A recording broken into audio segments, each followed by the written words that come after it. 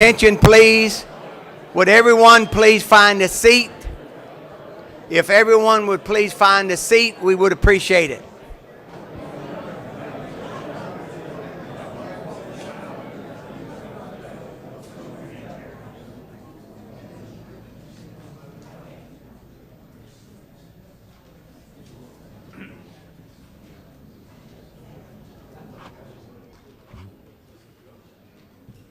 Good morning.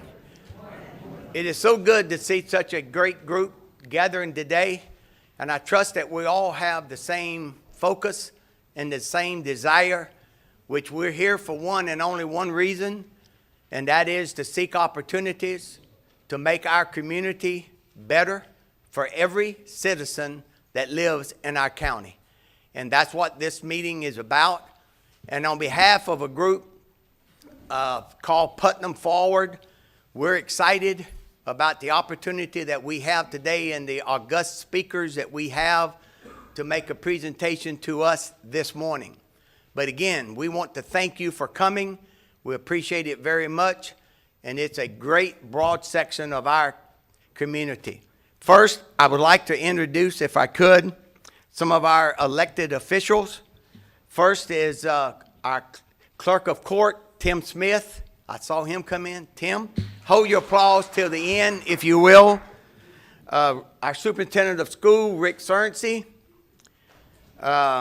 Terry Turner, county commissioner.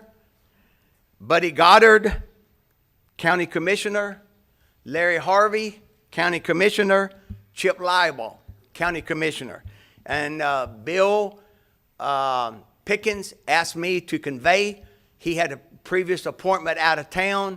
He is so sorry that he could not make it, but this is being recorded, and he told me that that would be one of the first things that he does is to look at the presentation.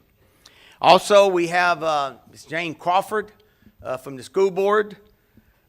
We have Terry Suggs, who is a county administrator. We have our sheriff, Gator DeLoach. Our tax collector, Ms. Linda Myers. Supervisor of election, Charles Overturf. We have our mayor, Tara Hill. And then we have the city manager from Crescent City, Patrick Kennedy. Did I overlook anyone, or have I overlooked anyone? Again, we thank you for coming. I just want to tell you that many of you have read Mr. Studer's book. It's very enlightening. None of this would be possible without Robert Mills. As you know, Robert Mills lived in Putnam County for some 10 years in the 80s. He went to Pensacola and was there for many years. And that's where he met this team that's going to be introduced to you in just a moment. And without his relationship with them, this would not be possible. So we owe a great deal of gratitude to Robert and his effort for making this a reality. And with that, I'm going to introduce Robert Mills and ask him, if he will, to come forward and introduce our guest for the day. Robert.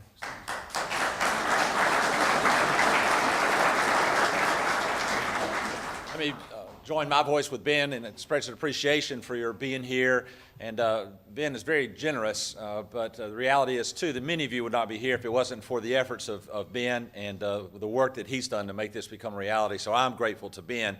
The reason that we're here is, as Ben mentioned, I lived here for 10 years, moved to Pensacola. And when I arrived in Pensacola in 1998, what I discovered was that the downtown businesses were shuttered. The graduation rate in Escambia County was scraping the bottom. Young professionals were exiting the community. There was what's called a brain drain that was taking place. And I had the opportunity to see a renaissance take place in Pensacola the 18 years that I lived there. And when I moved to Pensacola, I had the opportunity to join the board of directors at Baptist Hospital, who had just a couple of years before hired Qint Studer to help turn that hospital around. He did it so fabulously that healthcare systems from all over the country were coming to Baptist to see what it was that they did to turn Baptist Hospital around. Quint felt like he could better serve healthcare by leaving Baptist and started his own consulting company known as the Studer Group. I'd encourage you to Google it and see the incredible things that they are doing. But Quint sold his business just a few years ago for a few $1 million and has now poured his life into helping revitalize communities just like ours. And he has brought a blueprint in the book that Ben mentioned. It's entitled Building Vital Communities, and I would encourage you to go to Amazon and to purchase that. But when I moved back to Palatka after being in Pensacola, when people discovered that Angela and I had moved back, they had overwhelmingly one comment that they made to me. And they asked me, "Why did you move back to Palatka?" And I thought to myself, if that is the culture and if that's the attitude of our community, we need to change that, because Angela and I love being here. I suspect many of you love being here. And one of the messages that Quint helped deliver in Pensacola that became part of the fabric of that community is a message that I hope we can begin to incorporate here, and that is, we want Putnam County to become a place where our children and our grandchildren are going to want to work and live and play. That's what I hope to see take place. That one day my grandchildren will come to Putnam County and place their lives here, and that there's going to be so much for them here that they wouldn't want to live anywhere else, besides the fact that I'm here. The other reasons that they would be here. So that's what prompted me to invite Quint and Scott and Kurt. Quint is a phenomenal healthcare professional. I've mentioned him to you already. I'd encourage you to get his book, seriously, please. But then two other gentlemen he brought along with him. First is Kurt Morris. Kurt, where did you go? Kurt's standing in the back. Kurt is a very successful businessman in Pensacola. He moved to Pensacola in 2004, about the time I retired from ministry, and he and his family joined the church the same Sunday that I did.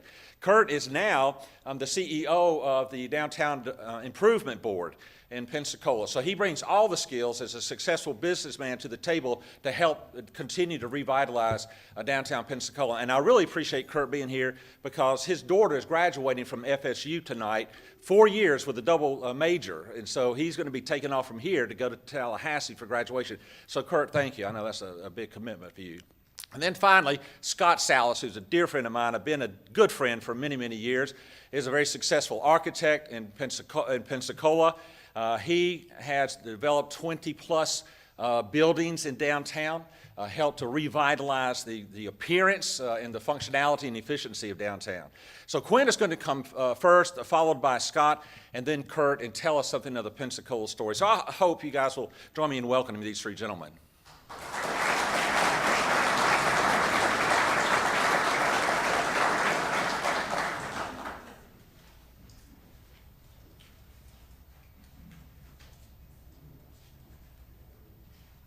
There we go. Well, nice to have everybody here. Thank you very much. It's a wonderful turnout. A couple things about me, because I'll be here this morning. No, I did not come to buy great buildings for pennies on the dollar. That was a rumor I heard last night. And I'm here. I'm on this journey just like everybody else. And there's still things we have to do a lot better in Pensacola. So I don't want anyone to think that there's this perfect answer, perfect solution, this utopia. Sometimes when people introduce me, they say, Qint Studer moved to Pensacola and fell in love with it. And I say, some days I don't even like it. Just like some of us. You know, there's perfect thing. We're just going to share a journey. I'm a recovering alcoholic. I've got about 35 years sobriety, and one of the things you do when you talk to people early on, you just share your strength, experience, and hope with them, and hope they can relate, not to compare, because we're all a little bit different. So just to relate to what we're trying to do, but I can relate to you. I spent a lot of years in Wisconsin, and I know this might sound crazy, but I feel so much like I'm in Wisconsin.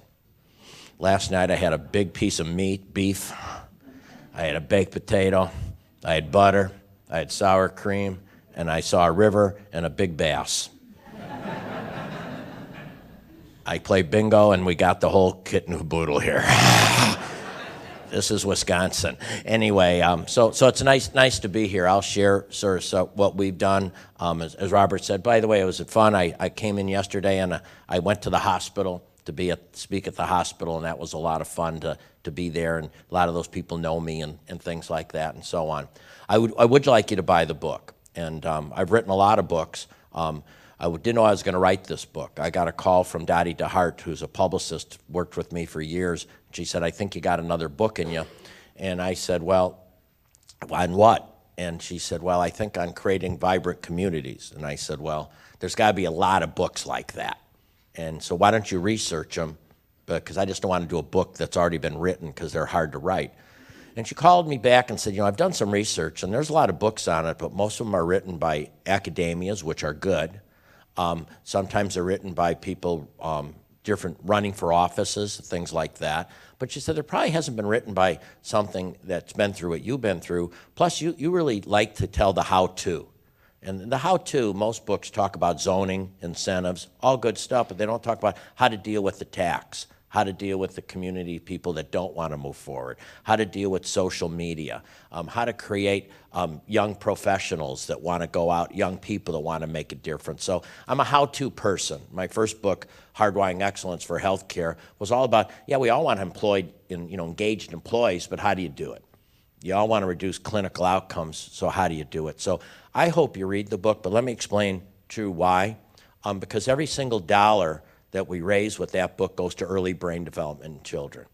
I will not take a dime. And it's not profits that go. We're talking every dime that goes. I'm eating they're about so much to print them, and I'll pay for that. I just want to get money because we like you, and before I go into my talk, probably the most important thing you're doing right now is lift Putnam. And that's getting kids ready for kindergarten. Because in the long-term plan, and I know, the best time to plant a tree is 20 years ago, the second best time is today. But right now, you're planting trees that are going to come 15, 20 years from now. Our biggest challenge in Escambia County for years was high school graduation rate. And we all thought it was high school graduation rate. We all thought, it's the public school system. That's the problem. Where's the superintendent? You've heard that. It's the public education system. Our teachers, blah, blah, blah, blah, blah, blah, blah, blah, blah. And then we found out through research, we did a study, and I do this dashboard. And on the dashboard is high school graduation rates. And then next to it was, now the kids ready for kindergarten. And ironically, we found there was almost the exact same thing. We thought, is that just an accident? So we went and did research. I have a not-for-profit institute. I have 3 research people, and we did research. Is there a correlation between kindergarten readiness and high school graduation? We ended up at the University of Chicago Medical School and School of Economics, Dana Susskind and John List. John wrote the foreword for my book. And they said, absolutely, that if a child's not ready for kindergarten, they probably won't graduate from high school. If they're not ready for kindergarten, 60% of males that drop out of high school will end up in jail. 70% of females that don't graduate from high school end up having a baby by the time they're 18. That's generational poverty. So unless we get something happening before they even get into kindergarten, we won't fix it. Now, let me even go a little bit farther earlier. 85% of the brains develop by age 3. So if we don't hop on them right away, it just won't happen. So one of the things we hope to talk to you about is your hospital. Because right now we've got all of our hospitals for 5,000 births doing early learning tutorials for moms before they go home from the hospital. We then do a survey on how much now are you aware of brain development in your child, and the average score before the tutorials is 6.5, after it's a 9.5. Now I know I didn't come here to talk about early brain development, but if I don't talk about it, I got to. I'm obsessed with it right now. Because that's the long-term answer. But it won't help you the next 3 years, the next 4 years, the next 5 years. But we're paying the price for not doing it 20 years ago, 15 years ago. So I'm very excited about what you're doing, and I hope we can even get it in the hospitals. And I can't imagine a hospital like HCA wouldn't want to do this because it's very inexpensive to do and so on. So let's, a couple things about me. I'm hearing impaired. I'm deaf on this side. I hear a little bit on this side, very little bit. Being hearing impaired was one of the greatest things that ever happened to me. I used to drive with my wife. You ever have kids yelling and screaming in the car? And she'd be like a wreck, and I'd say, I thought the trip was fine. What's going on? What's going on? I don't get into gossip because people whisper gossip. Have you ever noted that? And they whisper, and I say, what? What'd you say about Bob? Nothing. So I'm hearing impaired, which means I only hear out of this ear, which means I'm so goofy, you know. I last night, I'm staying at the bed and breakfast, and I brushed my teeth, and I turned the thing, and I let the spigot on. Well, I didn't know, I must not have turned it off. All last night, I thought it was raining. I'm hearing this water. I said, it's been raining the entire night. Then I got up and, oh, my little water was on right here. So I just miss things. If you come up and say something to me, I go like this because I'm always looking this way. So if after the event, if I'm walking and you say something and I turn away from you, I just thought the sound came from here. But if I don't let you know that, I might appear rude. When I was working in a hospital, a person came up to me and said, Quint, I said something to you the other day and you walked right by me. And after that moment, when I hurt that transporter's feelings, I said, I'm not going to do that anymore. So I'm very vocal about it because I need people to hear it because I don't want to appear rude or arrogant or anything like that. I have a speech impediment. Mayor Hill will confirm that after our conversation last night. There are certain words that I just can't pronounce. There's just certain things I struggle with. I thought that was a bad thing. But, you know, when you have a speech impediment, and you can see this, I'm using my hand right now, that's my speech tool. That's what gets me going. So, you know, it's sort of like, okay, get back up. And by the way, if I stop, I have a rough time starting again, so I keep right on going. There are certain words in the next 45 minutes that I will say that you have never heard in your life. And I probably am hearing them for the first time, too. Now, over the years, I've spoken at Mayo Clinic, Cleveland Clinic, and all these places with smart doctors, and it's great because I'll mispronounce a word and I keep right on going, and I can just see these cardiovascular surgeons and neurosurgeons thinking, God, that guy's smart. I don't even know what that word means. But you know what we're talking about are things that you think are bad, but they end up being pretty good. Because if you have a hearing impairment, you learn to listen really, really good because you got to pay such attention when people speak. When you got a speech impediment, you're taught to do something that's uncomfortable over and over and over again. It's called frequency. You're also taught to live with discomfort, and sometimes moving a community is uncomfortable. Sometimes doing things that you don't want to do is still the right thing to do. Because when you're in a speech pathologist class, you're going over something that is uncomfortable, but you learn that it's the right thing to do. I will tell you what this story we're going to tell, there were really moments of uncomfort. Now, you won't go through that because you're so much better aligned than we are.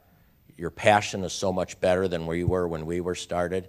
And you probably won't have a controversial project like we did, but it was because you're all such getting along people. Anyway, but so you won't. But there were difficulties because, you know, you'll read in my book, not everybody's always going to agree.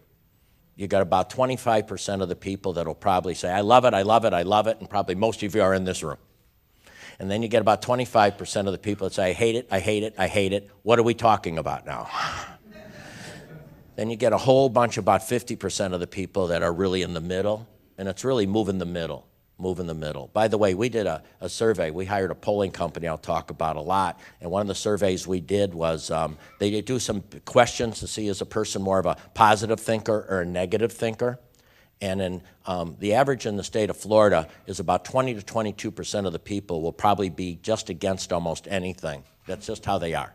That's how they are. Now in Escambia County, we had 33% of the people that were against things that you would think they'd be for. They give them something positive. And if, you know, there's certain people that can find something wrong with even good things. You know what I mean? When I used to work in hospitals, I'd say, if you want to know how to identify your poor performers, they're the people that even complain about free food. Oh, pepperoni pizza again. I'm tired of that. I said, just do a buffet, and if they complain, just tell them to take their food and leave. Anyway, so... But the reality is, in Escambia County, we had almost 33% that were negative. In fact, somebody said God could have came to Escambia County and put heaven there. And somebody would complain it was a gated community, if you know what I mean. So we still got our struggles. We still got our journey, and we'll walk along with it. A part of this comes from what we've gone through here, and it's come, you know, the country's sort of catching up, is the fact that you're really fortunate here. From what I hear, you have a congressman that's working really, really hard for your community to do the right things. But you can't always count on Washington, D.C. to help turn around your community because they got a lot of other things going on. You also sometimes can't count on Tallahassee to turn over around your community because they got a lot of things going on. So what it really means is we have to control our own destiny. And that's what I see in this room. You wouldn't be here if you weren't already engaged into let's make this a better place. But of course, you're only a handful of 76,000 people here that live in Putnam County. So even the research and the books are sort of showing that. I wrote this book, and of course, you know, some of you have read it and like it, and I really appreciate that. And let me tell you a little bit about what we learned. We learned when we were walking through this is with Jim Clifton particularly, that Jim Clifton's the chairman of the board and the CEO of the Gallup Company. In 2004, my company was 4 years old. He noticed hospitals that worked with us did better than those that didn't, so he called us up and now I wanted to see if he could purchase the Studer Group. We are a little bigger than he thought, but we created a relationship with Jim Clifton and have him come to Pensacola, Florida. In fact, he charged $10,000 and it went to the United Negro Fund because Thurgood Marshall was his sort of idol, but he was going through that. And he talked about and did studies on what people really want. And we found out all sorts of things, and what we learned from him, and I'll talk about that. But we wanted to create a place, you know, we talk about downtowns, and I talk a lot about downtowns, but our goal really wasn't to create a vibrant downtown. That's our tactic. That's a tactic. Our goal was to keep young people in our community. Because when we polled people, the number one issue that people had were, number one, our kids don't think they can stay here. Now, we don't want to force a kid to stay here. You know, we have one of our children that grew up in Pensacola. 3 of them stayed in Wisconsin because that's where we were. And he moved to Chicago. And we got one living, you know, in fact, she's living with us. She's 32 anyway. So, whoa, really keep that kid home. Anyway, so the reality is what we're talking about is we wanted the child to have the option to stay if they could, that they didn't think they were forced to leave. Or if they did leave and they wanted to come back, that they had a chance to come back. So that's really what the goal was, because it's all about talent. And if we can do 3 things in any community, we win. But not every community can do it, because not every community has this type of alignment right now. I don't know what happened, but something's working here that's got everybody close to the same page. Sometimes it's actually pain that causes it. Sometimes if you get bad enough, you have to get good. It's just, you don't know what happens, but you got all sorts of cool things going on all of a sudden all around the same time. But if you can create a community that keeps your talent here, gets your talent back, and then also even gets new talent that moves into your community. I'm new talent. I came to Pensacola not because of Pensacola. I had actually never really heard of it until they offered me a job as being president of the hospital. You know, that's how I came to Pensacola. And I just have this belief, like all of you do, that no matter where you live, wherever you're living at the time, you should make it the greatest place you can possibly be. So if I went back to my hometown, it'd be LaGrange, Illinois. And then if I probably went back to where I spent most of the years, it'd be Janesville, Wisconsin. But the reality is I live in Pensacola. And now we've been there so long, our roots sort of grew there. We're sort of first generations. And my wife's got a coffee shop and an olive oil store, which you can order online. Anyway, so she's real committed to work. So we wanted a place that attracts talent and attracts private investment. Let me explain about private investment.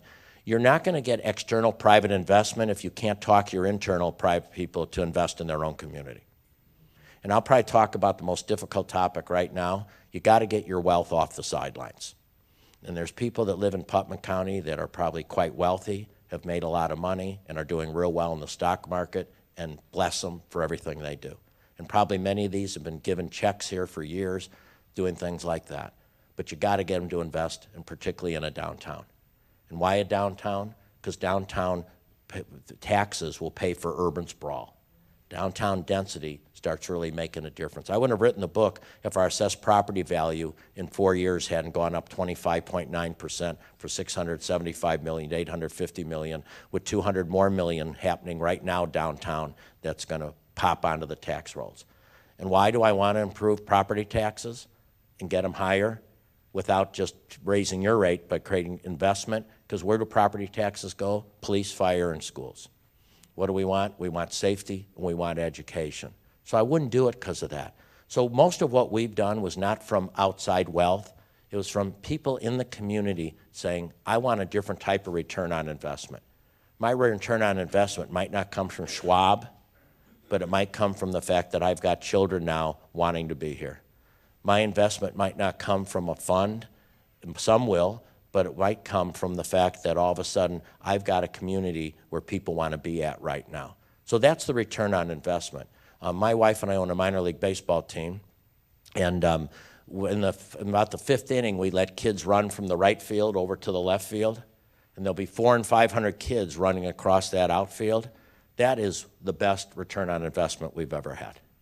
Or it's the fact that a Ron Jackson will come up to us and say that my daughter and her son-in-law are moving back here because they think they can live here now. So when I talk about return on investment, yeah, there's financial return on investment, but probably for the people that come after the first ones. Because the first one's got to be willing to make a leap of faith, to invest in a community, to see what can happen, and I'll talk about that. So we wanted that strong tax base, and of course everybody wants a clean, safe environment. Jim Clifton was a big influence on us, the coming jobs war, and he talks all about many of the things that I'm going to talk about the rest of the day. Here's what I learned from Jim Clifton in 2004. Location doesn't matter. Now, location can be a big plus, but there's some great success with people that don't have great locations. Sometimes people come up and say, well, you know, Pensacola, oh my God, you got the Blue Angels and you got white beaches. Okay? Or you got a ballet, you got a symphony, blah, blah, blah, blah, blah, blah. The reality is we had all those things when we sucked, if you know what I mean. We had all those things when you could roll a bowling ball downtown. We had all those things when our taxes were flat. We had all those things when our population was flat. So those were nice things, but those weren't enough things to take us and get us a little bit to the tipping point. So location really doesn't matter. They've seen a success in climates you wouldn't think. They've seen climates and success you would think would have success. Tallahassee's a great example. Tallahassee is finally sort of getting it, but for years Tallahassee was an example of a city that why aren't they better? They had a county, they have a university downtown and a state capital. Austin's got those, and they're one of the greatest places in the United States. Madison has those, and they're one of the greatest places. Now everybody's excited. It's great Tallahassee's doing that now. But it was surprising for many years they weren't, even when they had those things. So what changed? What changed was something happened, and I don't know, I'm not from Tallahassee, but something happened. Something happened, whether it's downtown, brought people down, and so on. We talked about government can be very helpful, but one thing we learned from Jim Clifton in Asheville and every place we went, this has got to be led by private citizens, because government just can't do it. One, they have election cycles. Two, they have limited funds at times. And three, there's this whole thing that they get beat on and battled for a lot of things here. So it really has to be led mostly by the private community. Focus on companies that get their revenue from out of town, because those are the people that could leave. Those are the places that could go somewhere else. You know, you did some things to keep one of your major companies here, and they could have gone anywhere because they don't make their money here. So pay a lot of attention to those companies that get their money from other places and love them to death. Studer Group was one of them. You know, we did, the last year I was there, we did $93 million in revenue, and none of it came from Escambia County. It all came from other places in the United States. And all of us, we could have moved that company anywhere. So make sure you pay a lot of attention to them. Next, because we talk about recruiting and bringing in private companies, they're not going to come in if they can't find the talent and if they don't have a vibrant downtown for their workers to come into. So you also got to work on retention and also work with those startups. Identify those key companies that can grow and figure out how to get them some money. Now, where do we end up on a downtown? Started this, we ended up on a downtown because what Jim Clifton told us is after looking at revenue coming from outside the town and revenue in startups, the number one thing you got to have is a vibrant downtown. Let me give you some reasons. Number one, the tax density helps pay for urban sprawl. And I can show you that taxes per square foot at a small little town like the Magnolia is probably more than Walmart, if you look at taxes per square foot. Number two, we had to learn that density was good, that if you can put people up, that's better for the environment because they take up less green space. Wherever I talk about, and I talk about going up, people panic. People panic. I mean, I've been in towns that were like, didn't have a lot going on, and they say, oh my God, we're going up. We don't want to be another Miami. Let's get moving, and then we'll see how close we come, okay? But the reality is, if you go up, it's good, because that's that density. You know, we're just right now completing a 258 apartment unit right downtown with retail underneath it. And that's bringing 450 residents downtown. That's taken a piece of land that paid $70,000 in taxes. It's going to pay over $600,000 in property taxes. What do you think's happening to all the stores around that place right now? And you know who wants to live downtown? Two groups of people, under 35 and over 55. It's ironic, and they want the same amenities. They want the same stuff. So it's sort of neat. And so you've got that one corner there. It's, you know, the hotel that went on the market yesterday. Anyway, God, you learn a lot in a few moments when you're here. But the reality is you got a place where somebody put some residents on the second floor there. That's really what you need. That's the type of stuff that, and then they live there. So it gets safer because they're there all the time. So it starts with programming. Because people, nobody, you know, the people that have started businesses downtown, I hope you support them, because it's pretty risky. It's pretty risky.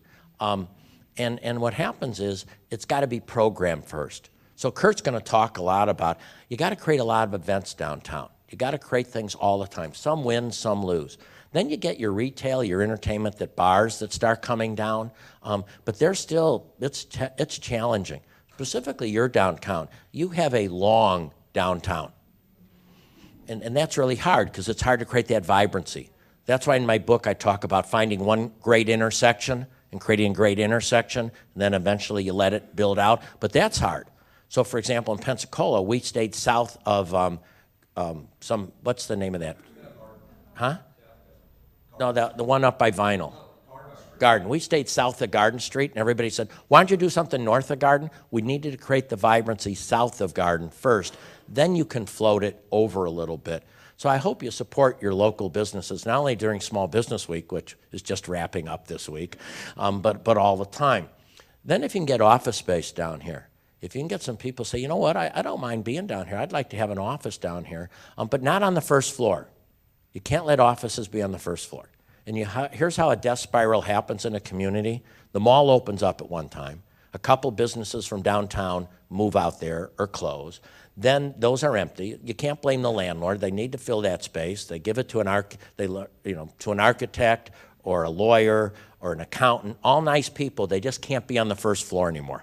And then you have to move them up because you lose foot traffic. And once you lose foot traffic, you get a death spiral because then the other businesses can't make it. So then you get office space downtown. We just built, we started off with no new office space in 30 years. There was no Class A office space that had been built downtown in 30 years. We put a 77 square foot office building downtown.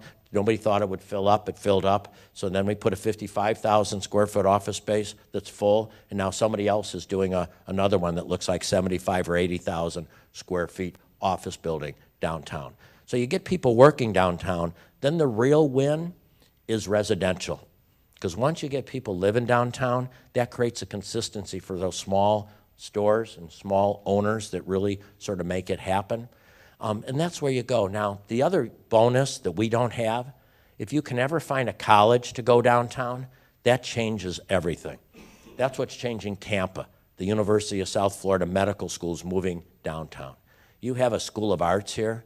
Imagine how neat that would be downtown. And then you can build the enrollment up a little bit, then those people leave and walk. I mean, you have a chance that a lot of small towns don't have because they just don't have any type of college in town, and you have one in arts right now. Just something to think about. We had a hurricane in 2005, and it really leveled Pensacola. That sort of was, in a way, a sad thing, but it was a good thing, because when we studied other cities, they said, private citizens, you got to rebuild. Now, you don't have a hurricane here, but you do have a trauma, and that is too many young people not wanting to live in the area. Too many people leaving. So our hurricane sort of drove some things, and we also want to always look at objective data. So one of the things we learned in here is you can't just do on emotion. Has anybody ever heard anybody act like they represent everybody? Even who's my elected officials? Even you'll do it once in a while. my constituency. I had not you, but others. I had an elected official one time said, "I'm getting a lot of emails." I said, "How many have you gotten?" "Well, 2." Anyway, not you. So the reality is, our people say, everybody. You know what I mean? We have people walk up to the county commissioner, city council, and say, "Everybody's unhappy right now." And we knew that was a lie because we've never all agreed on anything in our lives. So we went to a lot of objective data, and we thought that was really important, and deflating the ego and bringing in outside experts. And sometimes elected officials get criticized for that, but you should compliment them for that, because that doesn't mean they're experts in everything. So to bring in outside expertise to give them another opinion and help them are good elected officials. It's like I'm in the medical field. You don't want your primary care doctor doing heart surgery on you, even though he thinks he might be able to because he did do a rotation at one time in medical school. You want people that say, "Hey, we're going to bring outside expertise." So here's some things we did. We brought in Bruce Barcelo, and we did a lot of polling. And after the hurricane, there was a piece of toxic soil downtown. We had 27 acres of toxic soil. Cost $18 million to remove it. Not everybody wanted to pay the $18 million to remove it. We had 7,600 people vote to keep it down there. So the reality is, change is hard. Change is hard. So we polled people, and we asked them, what about toxic soil? Would you like a park downtown? Would you like a stadium downtown? Because that brings a lot of people. Our ballpark brings over 300,000 people downtown for games, not counting almost every weekend something else is going on. Yeah, they were mixed on that, but you know what they all wanted more than anything? Access to water, because here we had water so close, yet many people didn't think we had easy access to it. And the other thing they wanted even more than that is our children back. In fact, when the park was approved, the TV show interviewed me, the news. They said, "What should people say now that the park's been approved?" I said, "Tell them to call their children and tell them it's time to come back home right now." That's what we found out from objective measurement. We also brought in an urban planner from Pittsburgh called Ray Gindroz, and he taught us about the death spiral. That what happens is you start losing some businesses, then you don't have enough foot traffic, and he taught us about foot traffic. He taught us about taking key spots of your downtown and planning them. He talked about you need a great intersection. Every great downtown has a great intersection. We asked him where our intersection could be, because we didn't, there wasn't any great intersection. And he looked at 2 empty buildings and 2 empty lots and said it should be here. Why? Because our traffic slowed down there. You're very fortunate, and your big highway is a block over. There are a lot of small communities that highway goes right through the main downtown. You just got to get people to say, "I'm going to go a half block over." Just like in Greenville. My wife and I visited Asheville, Portland, Maine. We visited Charleston. We visited Savannah. And we saw what were some things that were consistent in those communities, whether it's an independent bookstore, whether it's a music venue for young people, wherever we went. So Ray Gindroz talked to us about an intersection, and we created an intersection at Palafox and Maine, and I'll show you a few pictures of it as we go along. We really needed to talk about the why. So I talked about a burning platform. So our burning platform is we got to keep our kids home, and we got to get our kids back. That's one thing that even if we might not agree on the project exactly, we could all agree on that was the goal. And once you agree on the goal, you might disagree on aspects of it, but you still can agree on the goal. The other thing that we struggled with that you don't have to is we had sore losers in Pensacola, which meant the people that didn't get their way just caused problems and almost wanted to sabotage the projects because they didn't want to see them successful. So my message here to Putnam County is you want to have consent rather than consensus. That you might not like everything, but if you really believe in Putnam County, sometimes you just got to buckle in and say, even though I don't agree 100%, I'm still going to do my best to support it. It's like Mayor Hill when he was in that huddle. Now, I hear you went 10-0 here, is that right? and the reality is, I bet you in that huddle when he called certain plays, not every player said, "Oh, good, you're not throwing it to me again." They probably wanted a different play, but when they broke out of that huddle, they still ran the play as best as they could and didn't sabotage. I don't think your offensive linemen ever stepped aside and let you get hit, did they? No, it's okay. So The other thing is we need to increase the tax revenue. And if we could show this work, because the big question is how do you pay for these things? Well, you got to increase the tax revenue. And that's what our bet was. We're going to increase the tax revenue. And at times, many people didn't think it would happen. Because you know what happens? You have promises in the past, failures, people promise things that didn't do anything. I quit going to ribbon cuttings in Escambia County because I got tired of cutting a ribbon on a project that never would happen.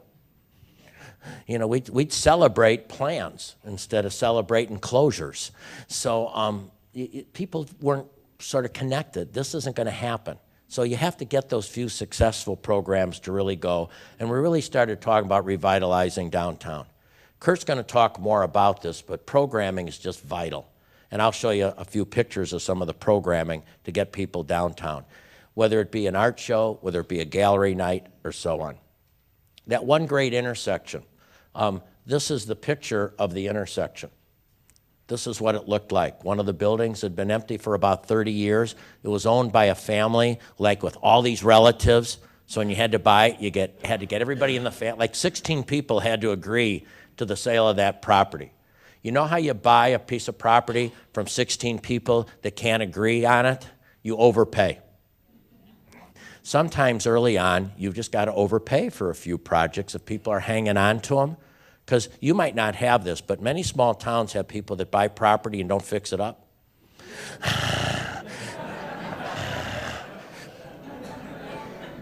And then they hang on to it. But that's holding a city hostage in a way, because that creates barriers to moving a community. So Scott will probably tell you, because he's been there longer than me, this thing was empty for years. So we bought it. My wife had some ideas. My wife had gone to Pinehurst, North Carolina, and found an olive oil store she liked. She owns a Bodacious Olive. You can order things online. Anyway, and she wanted an olive oil store. People, this is classic. People said, my gosh, an olive oil store in downtown Pensacola. Why should we have an olive oil store downtown Pensacola when we can buy it at the grocery store? People want experiences. So we sell about $1 million of olive oil a year. People, I think, must be bathing in olive oil in Pensacola, Florida. Rubbing it on their head, I don't know. But the reality is, it's the experience. We have buses from Destin that come to Pensacola to shop. Now, it's not just an olive oil store. It's cooking classes. It's kitchenware. It's a coffee shop. It's got shakes like Black Tap in New York, these wild shakes. It's got a little bit of pizza. It's got 40 employees that work there. That's sort of cool. Right next to it was an empty spot that we didn't know what we were going to do with. So we decided to do something called the Pensacola Business Challenge, which would work here, because we did one in Janesville where we have some investment. Janesville's been neat. We have 3 children and 7 grandchildren in Janesville. So people, every time people would see us, they say, why don't you invest in Janesville where your grandchildren live? So we bought an old building there, spent about $1.7 million putting an olive oil store in, a so-chop salad place, and a coffee shop. And for 2 years, we were about the only thing down there. And now this week, they announced $42 million of other investments are coming in. Most of them local people coming back downtown saying, I'm going to put it. In fact, they actually raised $3.5 million for a private fund called Arise, where private people in the community donated money because the government didn't have it to put a new town square in, to put more things along the river. Because they said, we got to create a better downtown, and now they're getting their first hotel coming downtown, and so on. And you've already got some. Anyway, so it's sort of those things that you can do that sort of makes a change. So this is what it looks like today, and it's really a crowded spot on the corner. My wife looked across the street. Oh, there's our winning downtown. I'll talk about that. So we take this building. We basically say we're going to give out $25,000 in cash and $25,000 in reduced rent, okay? And we have a whole system to do. It's in the book. And we said we're going to do a business challenge. So anybody interested in this, show up at this meeting. We thought we'd get 20, 30. We had over 100 people show up interested in it, okay? We ended up with 33 complete business plans working with the Small Business Development Center. They paid $50 to get like the software. 33 completed business plans, 8 finalists. And we picked one, which was a Mari, who ran a catering service that always wanted her own restaurant. They're just celebrated 5 years. And 5 years in a small business is hard. 80% of small businesses don't make it 1 year. 80% of those don't make it 5 years. So We'll take questions later. Well, I'm a little concerned. Everything you're saying, we've lived through.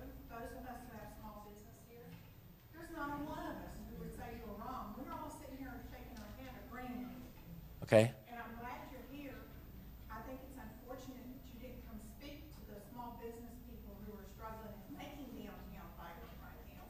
And I hope I get a chance to talk to you before you leave. I have to go up in my business. Absolutely. But I have a question. At the end of your presentation, we've all agreed, what's the next step? Because we've had these conversations for 5 years, and there's never a next step. All right, we'll get it. You have to decide your next step. One of the things to do is look at your downtown and plan your downtown and figure out where do you want your intersection. Is there private wealth that will come off the sidelines that will boost some investment without a return on investment? And will you shop and be downtown and do that?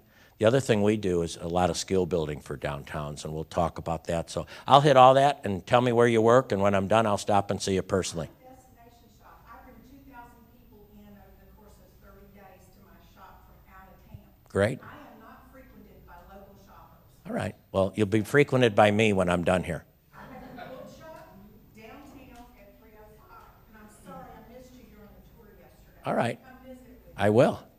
Thank you for stopping. So with downtown business development, so she won.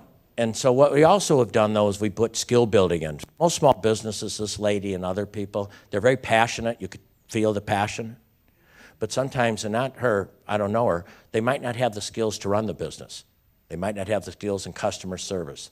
They might not have the skills in selecting and keeping talent. They might not have certain talents that they have. So we do an awful lot in building and developing talent in our area, which I think is really, really vital. This is Carmen's lunch bar. You can sort of get an idea what it's like. Then the east side filled in. When I say east side, the other side of the street. Took an old building there, and that was recaptured, and that built in too. So you can sort of see what happened in that community. Then you have Bubba's Candy. By the way, this lady, this was nothing compared to what we went through in Escambia County. These just things happen. And that's why you just got to keep moving forward. You treat with respect, and then you move forward. That's one of the things we've learned. You listen, you have empathy, you do what you can, but then you move forward. And that's what is called consent, not consensus. We're all not going to agree on things. So that's the street thickening. And that's a little bit what we get a little bit busier. By the way, that's Bubba Watson. Anybody know golf? Okay, Bubba had moved away from Pensacola and was living in Orlando. He lived in Tiger Woods' old house, in fact. And the reason was he wouldn't mind coming home because his mom was living there, Molly, but his wife grew up in Toronto. Anybody see a difference between living in Toronto and Pensacola? And Orlando they lived in, which was still a pretty vibrant town. And the reason is because she didn't want to live in Pensacola. Didn't want to live in Pensacola. And then as our downtown started changing, instead of staying out on the beach, when they came downtown, they started staying downtown. And she would get up in the morning and she'd start walking downtown. And she started getting coffee downtown. She started eating breakfast downtown. And one time she came home and she said to Bubba, I could live here. By that afternoon, Bubba was house hunting in Pensacola, Florida, because he always wanted to be by his mom, Molly. Okay? Now, not only did Bubba come back to Pensacola, he owns part of a candy store, he owns part of a baseball team, and he gave $2 million to the local hospital also. Not only do you get talent back home, but sometimes you get their philanthropy back home that can come with it. So that's just one of the examples of Bubba. And that little boy right there is Caleb. If you've seen Bubba, he was on Megyn Kelly this week talking about adoption, because both their children are adopted, and both Angie and Bubba are the national spokespeople on adoption. That's called street thickening. That's the other side of the corner. That used to be an empty lot, and right now there's 4 trailers that are there, like food truck type trailers, and oh God, that was controversial. You can't put trailers downtown. And these aren't food trucks, they're like that, but they're actually trailers, like Gulfstream type trailers that you can get tacos, you can get this. It's called al fresco, and that's there. And then on the other side, actually a bank came in which you sort of worry about, but the way they turned the building and they put offices up above it, they just sort of did that. That's al fresco, that place that was an empty lot. You can sort of see there's what it was, there's what it is. And then major investors now attract smaller investors. That's World of Beer. That's a Scott Zepp. Grew up in Gulf Breeze, Florida, right across from Pensacola, and moved to Tampa. He had a place in Tampa, and he said, you know, I wouldn't mind bringing this to my hometown, so he brought World of Beer to town. Now, we had a little spot that's where more of the bars were in the entertainment sections. That's World of Beer. Now, that was an empty men's clothing store when he took it over that had been sitting empty for a while. Once again, there's some commonalities. Almost everyone here either had roots that came back or had roots already in town. We still haven't attracted many what I would call outside investors. Now, because, again, if you don't believe in your own hometown, how can you get people that don't even live there to believe in your hometown? That's a little bit of World of Beer. In our research, we also found out that young people wanted a music venue, and you need to have some type of music venue downtown. So two young men, Evan and Harry Levin, bought the old Masonic temple that had been sitting empty once again. These places have been sitting empty for like years, not just 1 year or 2 years, some of them 30 years.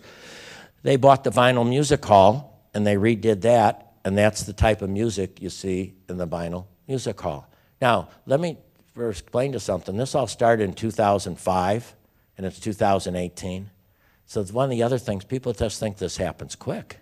It happens a building at a time, an intersection at a time, a block at a time. But if you don't have some type of plan, everything fits the plan. And we're very picky about keeping retail in one area. And that's why it was important for private people to buy the property that was sitting vacant so it could be used for things that would fit the overall plan. We learned that from Mr. Prentice in Asheville. He was a private citizen that spent $10 million buying properties in Asheville just to make sure that they were used for the right reasons and not that they went to something that wouldn't overall fit the growth. And that's sort of the things that we've learned here. That was the first new office building built in Pensacola. It opened up around 2012. It was only going to be 3 stories. We actually started the building and it was 3 stories. And then when somebody saw what it was like, they said, can you add a story? We actually added a 4th floor that wasn't originally planned for, which was a little complicated. But today it has over 250 employees working downtown. Now, when they work downtown, they eat downtown. And then what they wait for is, we'd like to live downtown, and those are the people that start renting the apartments that are downtown. We also wanted to pay a sort of attention to diversity. We had part of our community is where the old black downtown was. And of course, nobody's been more blown up than them because with integration, many of them actually, the unintended consequences sort of became desolate. So we had a place called Belmont and De Villers. It was a corner that at one time was very vibrant. That was Gus's record shop. At one time it had the first African-American-owned radio station in the state of Florida. And when she and I bought it, we couldn't go inside because the roof had come in and was laying on the floor. So we bought it for $210,000. Put $1.7 million into it. Now, this was tough because every brick had to be redone because it had been let go so much. And then we were lucky enough to go out and search for a minority businessman who'd been a cook at another place. And he came over and we created the rent, so it went on that. That's become one of the most popular restaurants in the community called Five Blues Sister Café. Across the street from that, you can see an office building that was owned by a mortgage company out of Texas. That was purchased.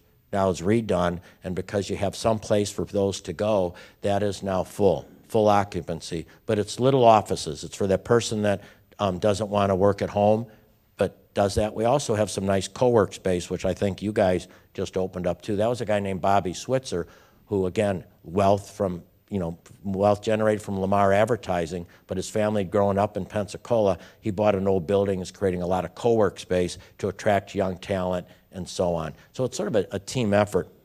That's what the toxic soil became.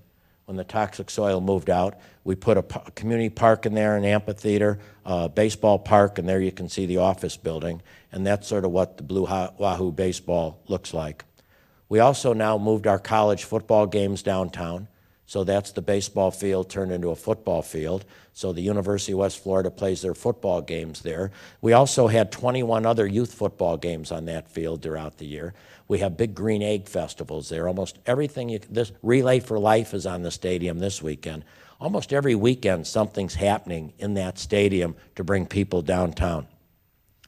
We were sitting there one day at the ballpark, and Harold Dawson, who's from Atlanta, who helped oversee some of our projects, looked at a piece of property and said, "Do you have a Y?" We said, "What do you mean?" He said, "Ys are becoming economic booms for downtown." And I said, "We have a Y. I've never been there." And I did go there, and it was just really nasty. And it hadn't really seriously. In 1960, they got in a big fight over integration of the Y, and it sort of fell apart. So it had just been sitting there. The pool, some of it was filled in. It wasn't used much.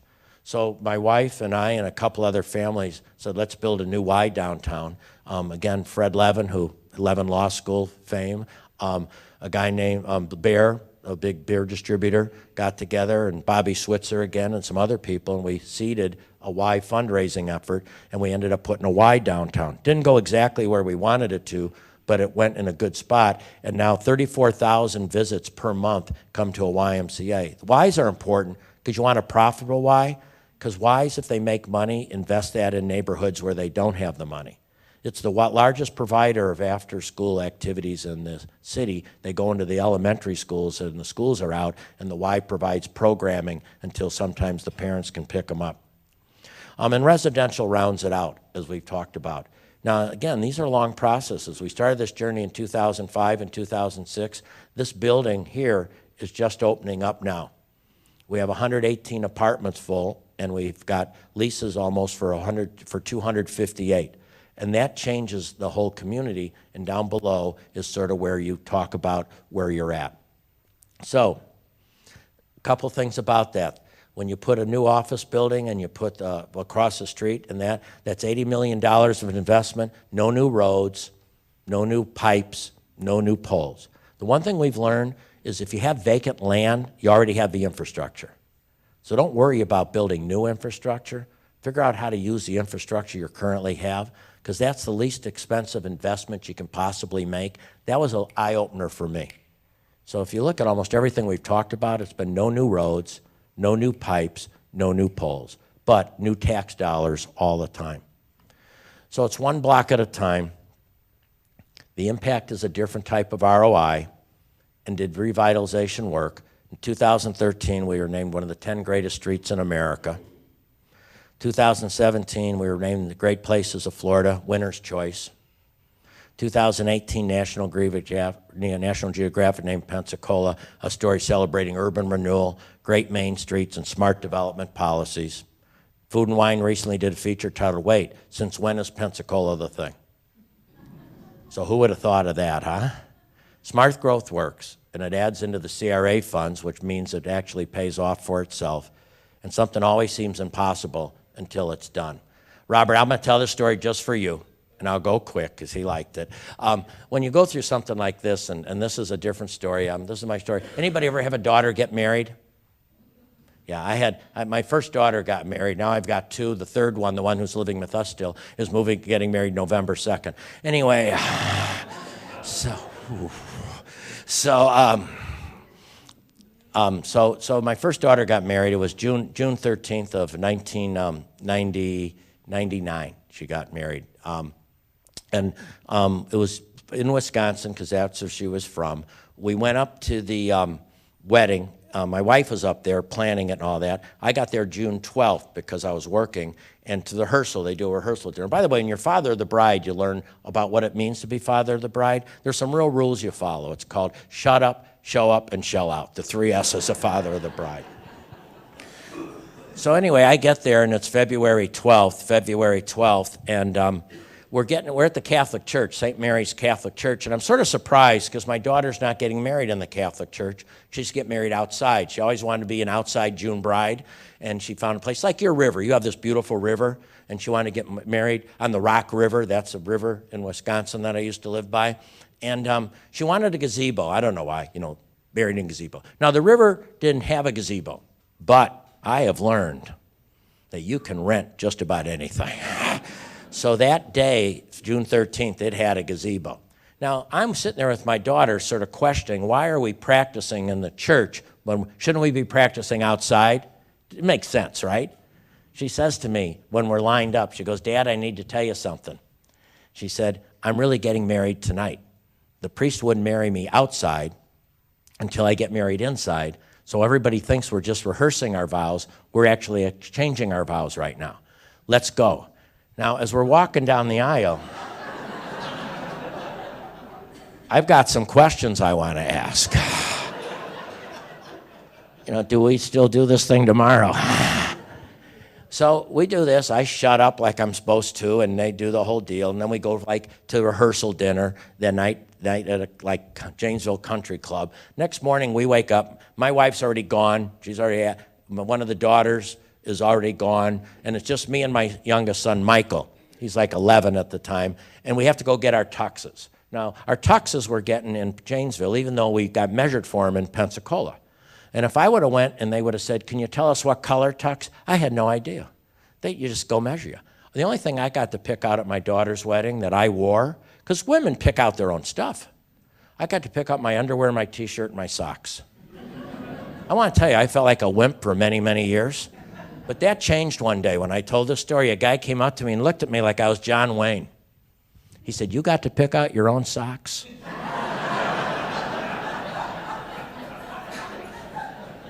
Yep. So the wedding's at 3, and at 1 o'clock, we're supposed to be there for photos. So we get there for photos, and we're doing the photos, and then you got a lot of downtime at this stuff till 3. So about 2:30, a guy shows up carrying his cage with some birds.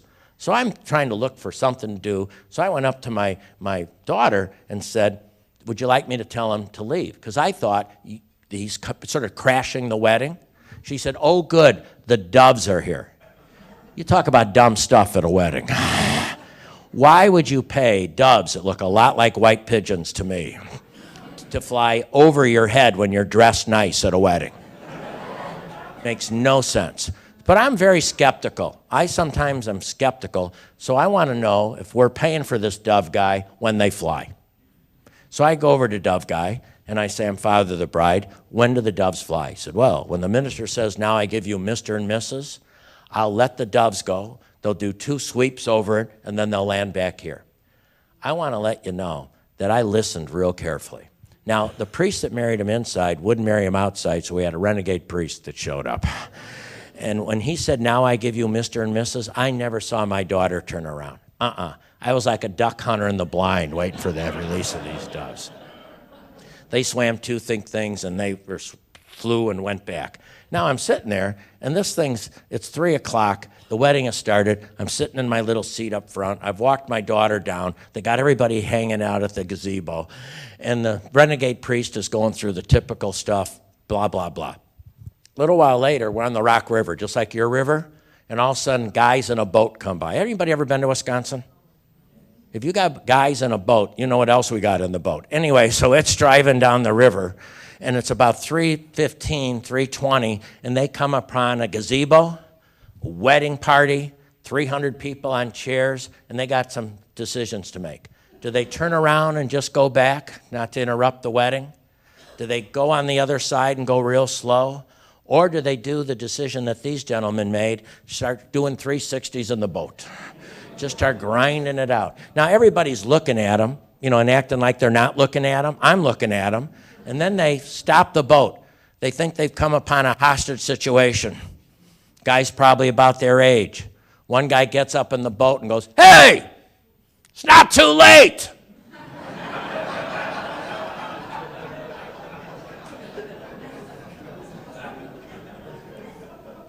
We'll pick you up at the pier. And I'm thinking, it is too late. He got married last night. So I'm sitting there waiting for this thing to end, just like you're waiting for me to end. And all of a sudden, the minister goes, the priest goes, when you throw a pebble in a pond, how much water does it impact? And I'm thinking, who cares? Let's get this thing over with. Then he walks down from the gazebo. And he walks all the way back. And I'm like sitting where Scott's sitting. And I'm not looking at any eye contact with this man whatsoever, because I'm afraid he's going to ask me the answer to the question. Well, Father Bright, you throw a pebble in a pond, how much water does it impact? And I got to admit, I wasn't listening to everything he'd been saying. I've been looking at that boat guy for a while. I've been doing some other stuff in my brain, okay? So all of a sudden, I've wondered, I wonder if there's pebble size makes a difference. I wonder if pond, I want to ask my wife. And then I look, I said, no, I don't think I'm going to ask my wife these questions. So I sit there with no eye contact, and he gets up. And he says, if you throw a pebble in a pond, it impacts every bit of water in this pond. And I want to tell you what I missed that question, because sometimes I have contempt prior to investigation. Herbert James says the sure way to keep ourselves in darkness is to sometimes have contempt prior to investigation. And at that time, a whole bunch of things changed for me. I thought of people that made a difference in my life. Mrs. James, my third grade teacher. Mr. Fry, my sixth grade teacher. Coach King, my high school coach who taught special education, which is what I did the first 10 years of my life. But I also thought about the times when I jumped to a conclusion before I even heard the entire diagnosis. So then he get up on the gazebo, and he said, if you're here at this wedding, even though you don't know this bride and groom, you've impacted their life, or you wouldn't be at this wedding. And then he said, never underestimate the difference we make in people's lives. We're all pebbles. Pebbles in our country, pebbles in our universe, pebbles in our state, you're pebbles in Putnam County. But if everybody sees that they can make a difference in that pond, and the ripple effects can make this a great place for people to live, great place for people to play, and a great place for people to have a community that truly is that type of place that people say, that's the place I want to be. You have a lot going for you. Don't underestimate how moons will align just at the right time, at the right place. Yeah, there'll be ladies that won't be happy. There'll be people that'll be upset. But you know, that's life. You just got to move on. You just got to move on. Listen with respect. And you know what? You can always learn something from every single person that talks. There's a gem that everybody's got somewhere. So I'm pleased to be here. I look forward to being here till about noon. I'm not going to buy anything pennies on the dollar.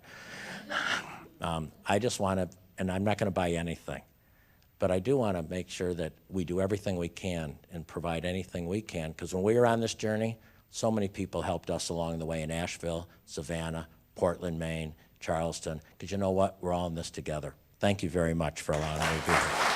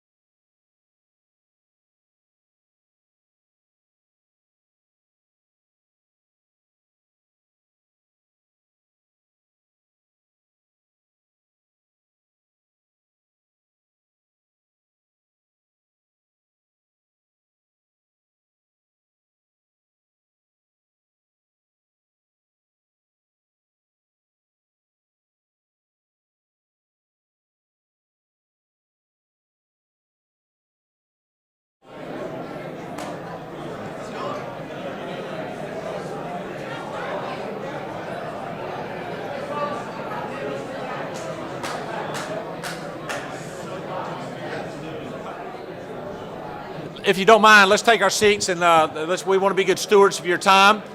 So if you don't mind taking your seat, we're going to get Scott Salas to get started, okay? So.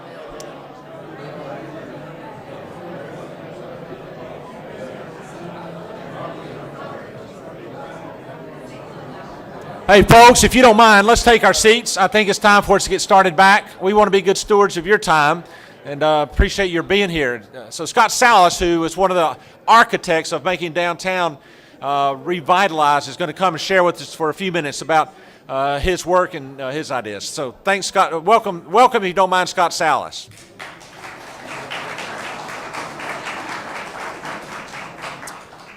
Thank you very, very much. It's an absolute pleasure. I really cannot tell you how excited I am to be here today and share our story with Kurt and Quint. It's actually dreams come true for me. I literally used to dream of Pensacola getting better and being the kind of place that thrived with such high quality of life that others would seek after what we were making. And for that to be happening in reality is very surreal and fun, and so I'm honored to be here, and I thank you for being a part of Dreams Coming True.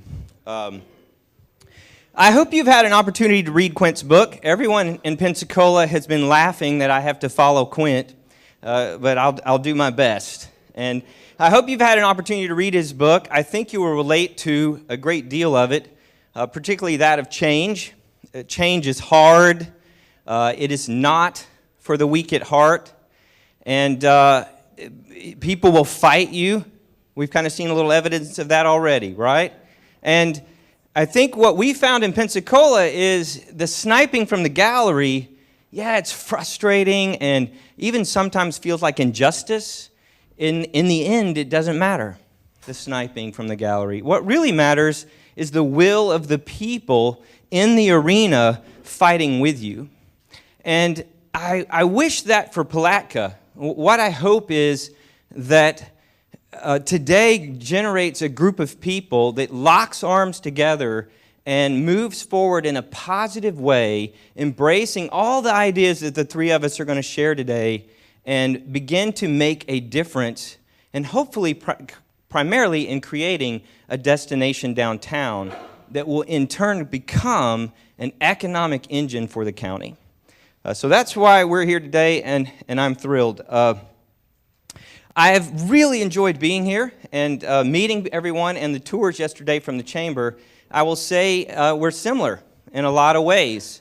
And I want you to find great hope in that, because as you've heard, we used to be a mess, and we're making progress. We've still got a long ways to go, but we've had a lot of fun notoriety.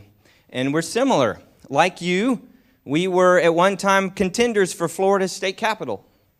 And like you, our history informs our future.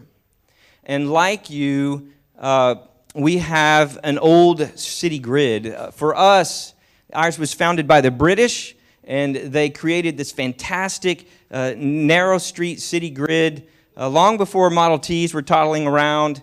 And because of this, we have great bones for making a walkable community. Here's some pictures of old and new of our city. And you have this. You have this in your downtown core, this beautiful narrow street grid.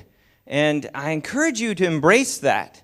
From now on, all of your development, I want you to run it through the people filter. Every road, every house, every park, every streetscape you're dreaming or planning, ask yourself, is what we're doing here, is it benefiting cars or people? And if you really run everything through the development filter of people, I think you will find great progress being made. Now, I moved to Pensacola in 1991, and I may bounce with my slides here a little bit, but I moved to Pensacola in 91 from a place of horrible suburbia, a place where double-car driveways at every house faced the road that raced you to the new corporate headquarters outside of downtown, and then after work you could race on the interstate to the mall. It was suburbia hell. And I moved to Pensacola, and we had these narrow streets and these shade trees and also a lot of problems, but I thought, there's just so much that could happen here. And I thought, as an architect, I'm thinking, if we really work hard as a community, we can change Pensacola, and it's going to become something quite charming in the next 5 years. I thought we could do it in 5 years. It took 20. And from my point of view, it took 20 years, and it was okay in that.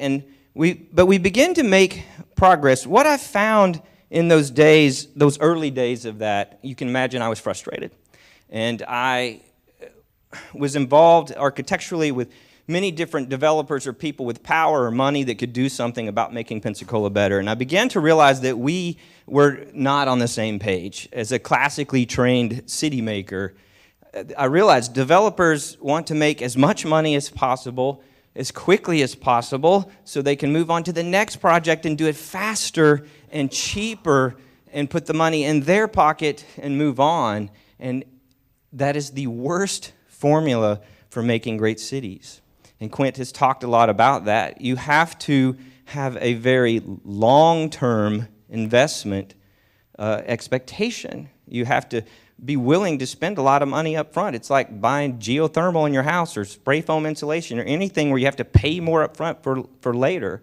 And it's so very rare in nations all across, and cities all across our country. And so today, things are a little better. The internet really began to share ideas, and so not all developers by any means, but many more in Pensacola are embracive of the ideas of good city making. They kind of participate with us in conversations about, let's define the street edge, and let's put cars behind the buildings, and let's put retail below and residential above. And in those early days, when I thought Pensacola was going to make it in 5 years, those ideas, when I met with those people, I was met with raised eyebrows and foul language. And it's so much more exciting now to have kind of a shared media culture where people are beginning to do that, to embrace these ideas. And because of that, we're making great progress.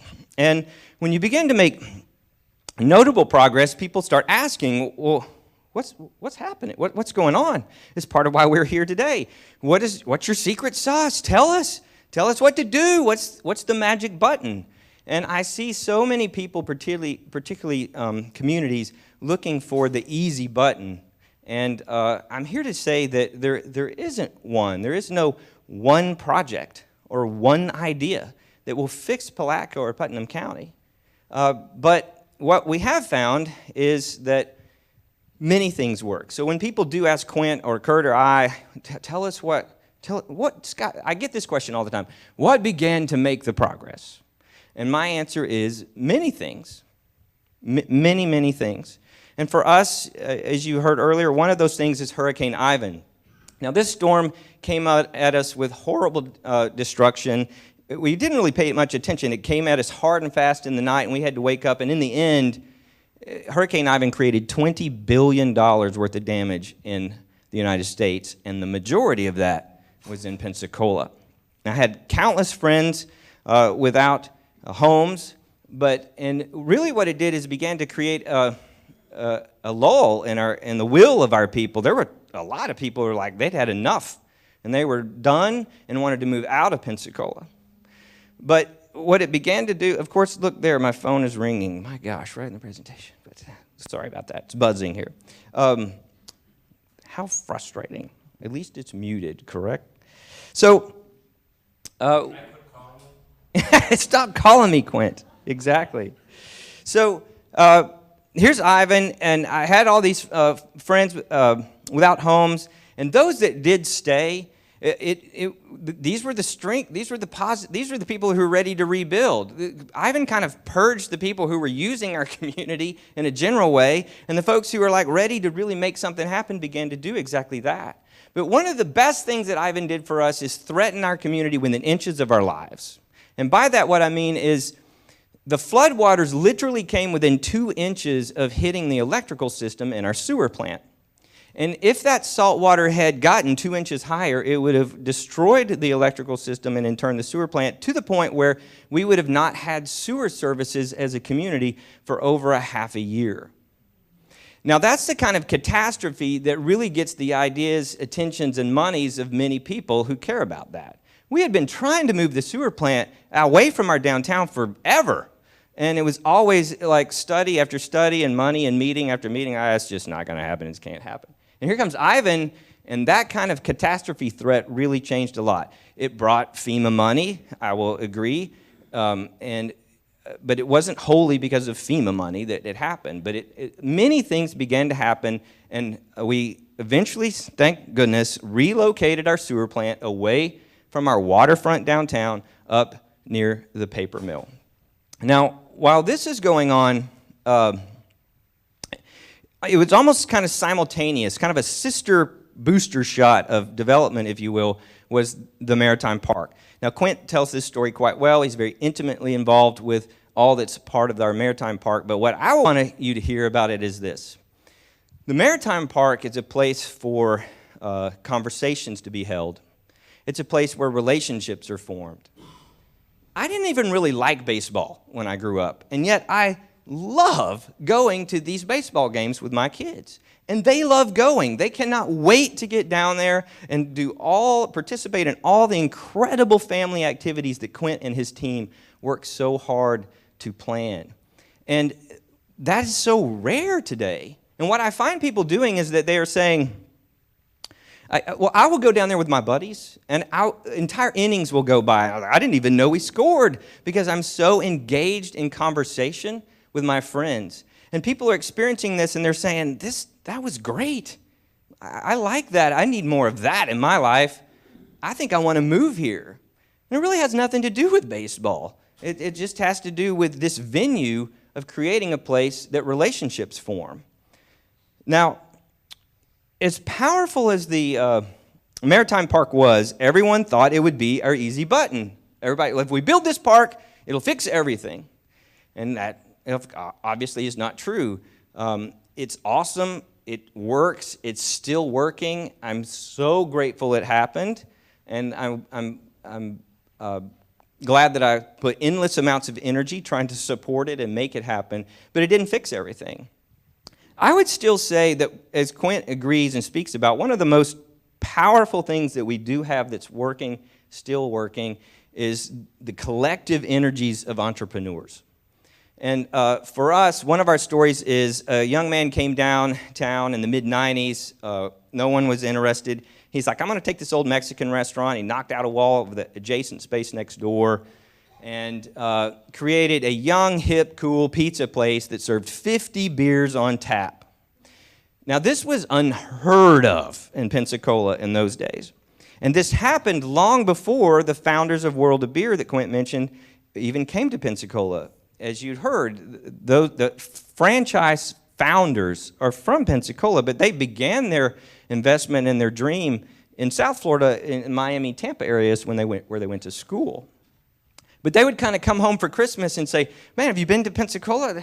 Maybe we should think about bringing our franchise here.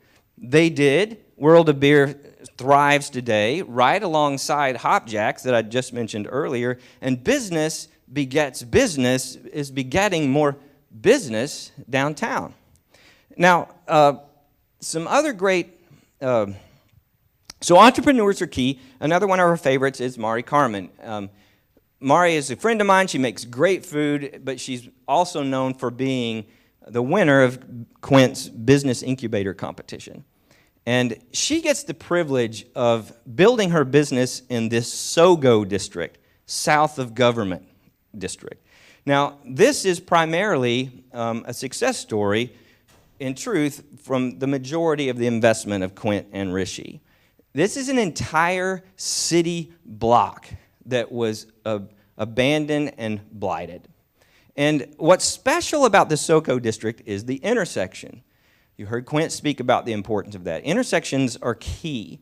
What you would find at this intersection of Palafox and Main for years was dreadful. You would find an empty lot, a strip club, a windowless office building, and two gorgeously boned historic buildings, but they were run down, dilapidated, pigeon poop everywhere.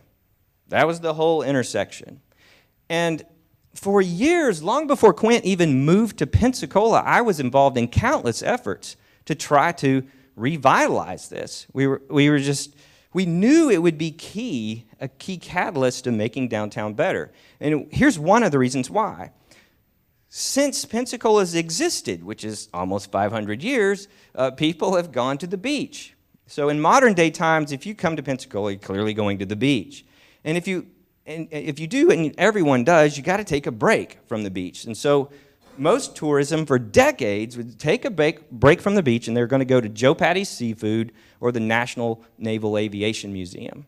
And this intersection is on that path. So every human being that comes as a tourist or visit our city moves through this intersection experiencing what I just described. And we could never make progress because the owners were just not interested in selling or leasing. And what began to create success is, let me back up here, right here. So we got this intersection and we began to inject a lot of energy to it, and great things began to happen. Now, if you're at this intersection and you're like, this can't be Pensacola. I thought it was way cooler than this. And you had the courage to abandon your path to delicious Gulf Coast shrimp just ahead down the street and turn up into the city. You physically could not do that because Palafox was one way facing south. Which brings me to my top 10. What I have found in Civicon, I don't know if Quint mentioned that this morning, but one of the great things that his team, the Studer Community Institute, is doing in our area is he's putting on, he's inviting world-renowned speakers to our community every month. Some of the best city makers on the planet come to Pensacola, and they lecture in similar fashion to what we're doing today. And they're doing that. I thought, I've been in the audience, I've experienced your place there, and like the woman who may have spoken earlier, everyone's like, yeah, this is great, but tell us what to do. Give me something tangible to take home. And I thought, I think I can share here this morning 10 things that I've watched happen as an architect over the last 20 years that clearly is effective and is working and is talked about in cities across America. And a lot of it's not going to, is going to make total sense to you, but it's certainly effective and it's part of our story. So number one is that. One of the most powerful things we began to do as a city is we stopped this nonsense of our Palafox, our St. John's was one way. So we opened it up two ways. So I beg of you, it's one thing that government can do, open up your streets. Make them all two-way and connect them. Dead ends are terrible for cities, cul-de-sacs. So connect your streets and make them two-way. I'm excited to save you hundreds of thousands of dollars of public monies that I watched my city invest in studies. I watched the Architectural Review Board hire consultants for studies. Then the DIB would do it years before that. This was before Kurt. And the city would do a study. And if retail was ever an issue, I continuously saw a consistent recommendation for establishing 10-foot tall glass retail storefronts. So wherever you can do that, if let your land development code encourage this, establish facade grants to help make this happen, but where your buildings can physically allow it, take out these old high ceilings and raise your storefront heights to 10 feet tall. Another great thing is to use lighting to control where people go and don't go. In the 40s and 50s, it was very popular in most cities, and certainly Pensacola, to have these glass alcoves for you to sort of get off the main path of the street and get in this safe glass shopping alcove and stand there and dream as long as you wanted for the new hat or the new dress or the Red Ryder BB gun that you desperately wanted so bad, right? And this worked great in the days of Mayberry. This was perfect city making. Today, that's where people sleep. That's where drunks relieve themselves. And it's just, we have a different way of shopping, right? And so What I've seen be the most powerful, easy tool to correct that is lighting. If you light it up like Fort Knox, people will not sleep where it's lit well. And even drunks will choose a different place to relieve themselves if it's lit well. And if you begin to light things well, you'll find that many will say, well, I better fix that broken glass and paint some. And it begins to become contagious. So lighting can be very, very powerful. Number 4, landscaping. Now, we all know landscaping is important, but what I want you to hear is the story of maintaining it. For us, our story goes like this. We have very similar planter beds to you on St. John's, but they were planted horribly for years. And all we would ever hear was, why can't we be like Fairhope? And Fairhope is a small little planned community outside Mobile in Alabama. And Fairhope has 4 horticulturists on staff. 4 horticulturists, can't even say the word, working for the city of Fairhope. As compared to us, where we had one high school kid who was handed a weed eater by the maintenance crew one day a summer and said, good luck, kid, Palafox is your assignment today. And he would whack away, and we would have these little meatball shrubs just scattered through our downtown.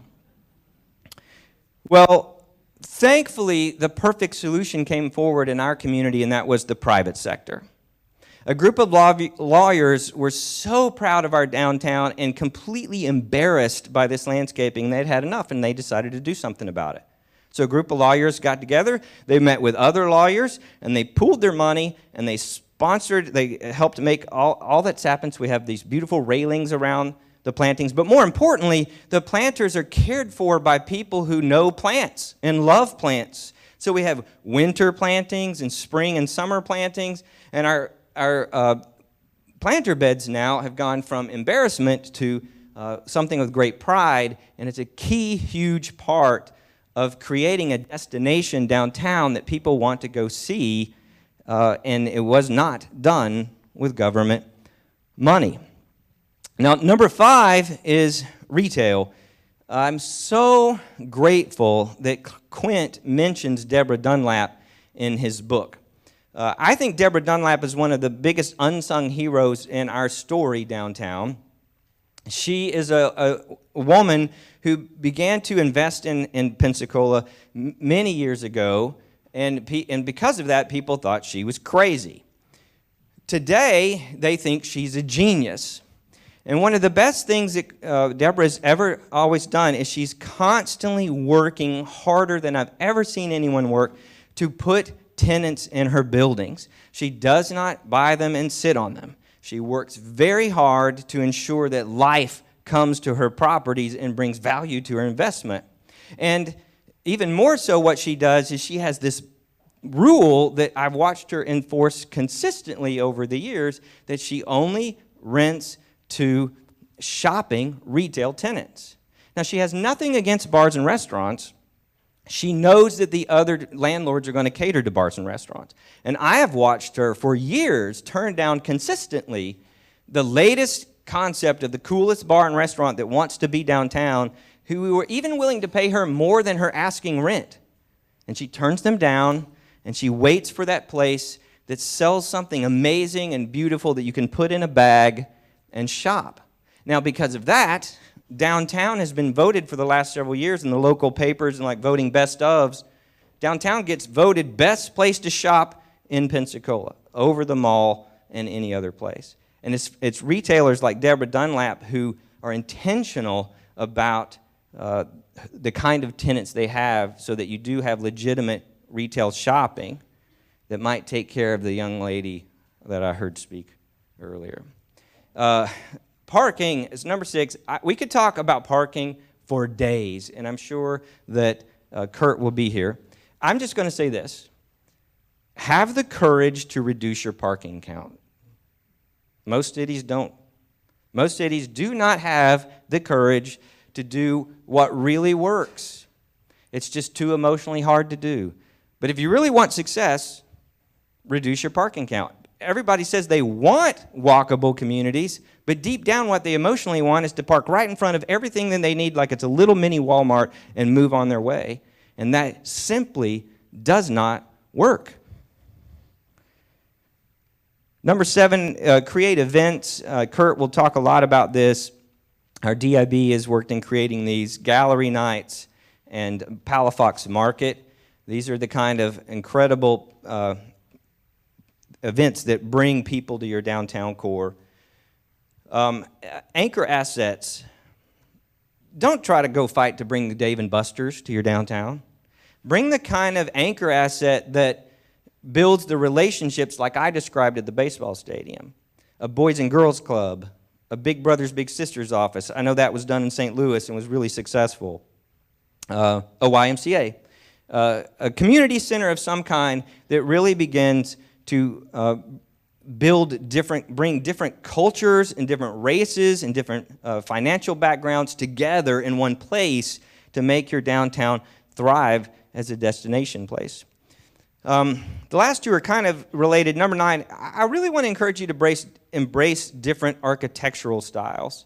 Our firm has had the privilege of working on countless historic buildings, over 250 years old, where we've had a blast just really restoring them in a beautiful way.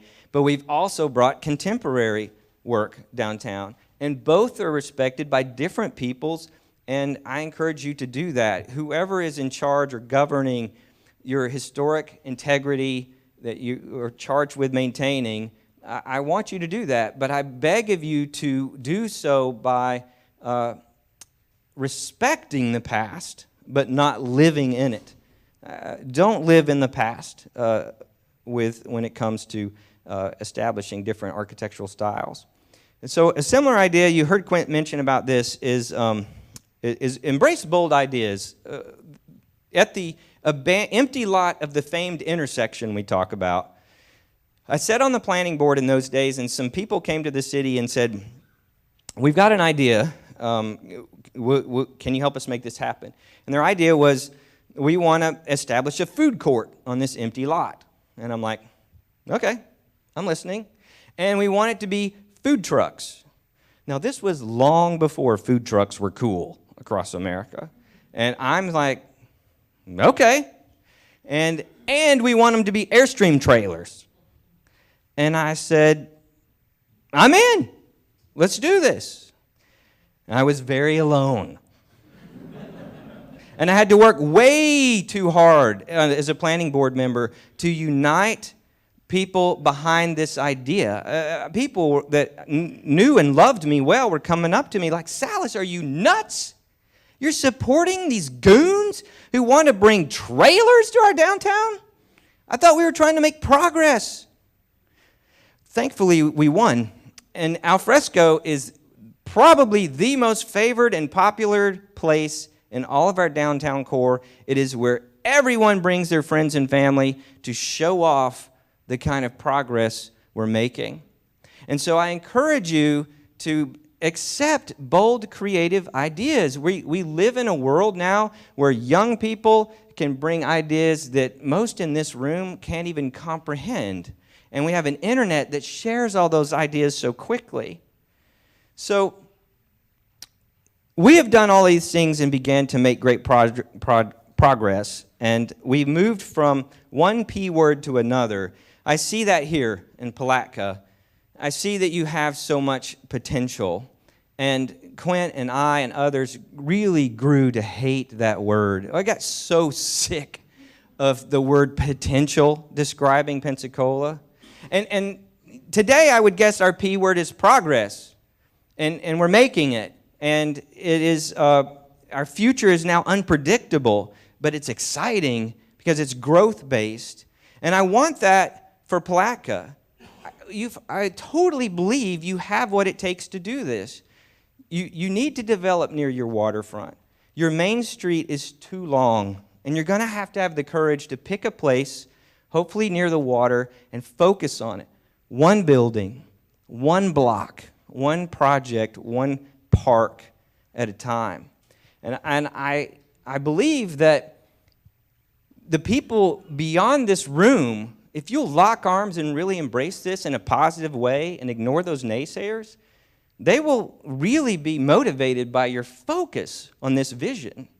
And they will be excited and they will want to join you. And they will want to move back. I actually believe no one really wants to move away from their hometown. People secretly, all of us want our hometown to be really cool. And I believe that people are going to begin to move back to Palatka.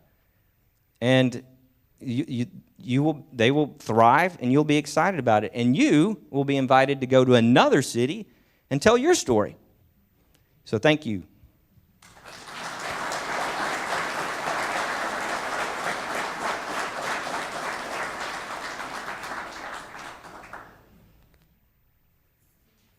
All right, we're going to pass batons and mics to Kurt. Scott, did you just plug it in up here? Or down below? Yeah, right here. Right here on the side. Thanks. Where's yours? Right. Oh, I got it.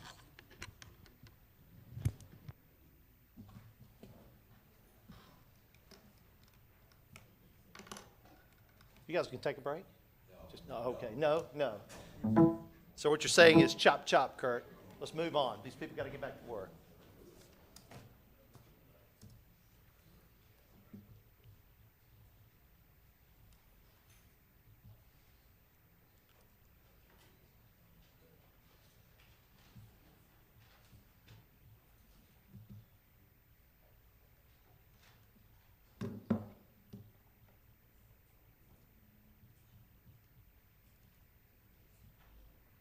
Where's our IT guy when you need him?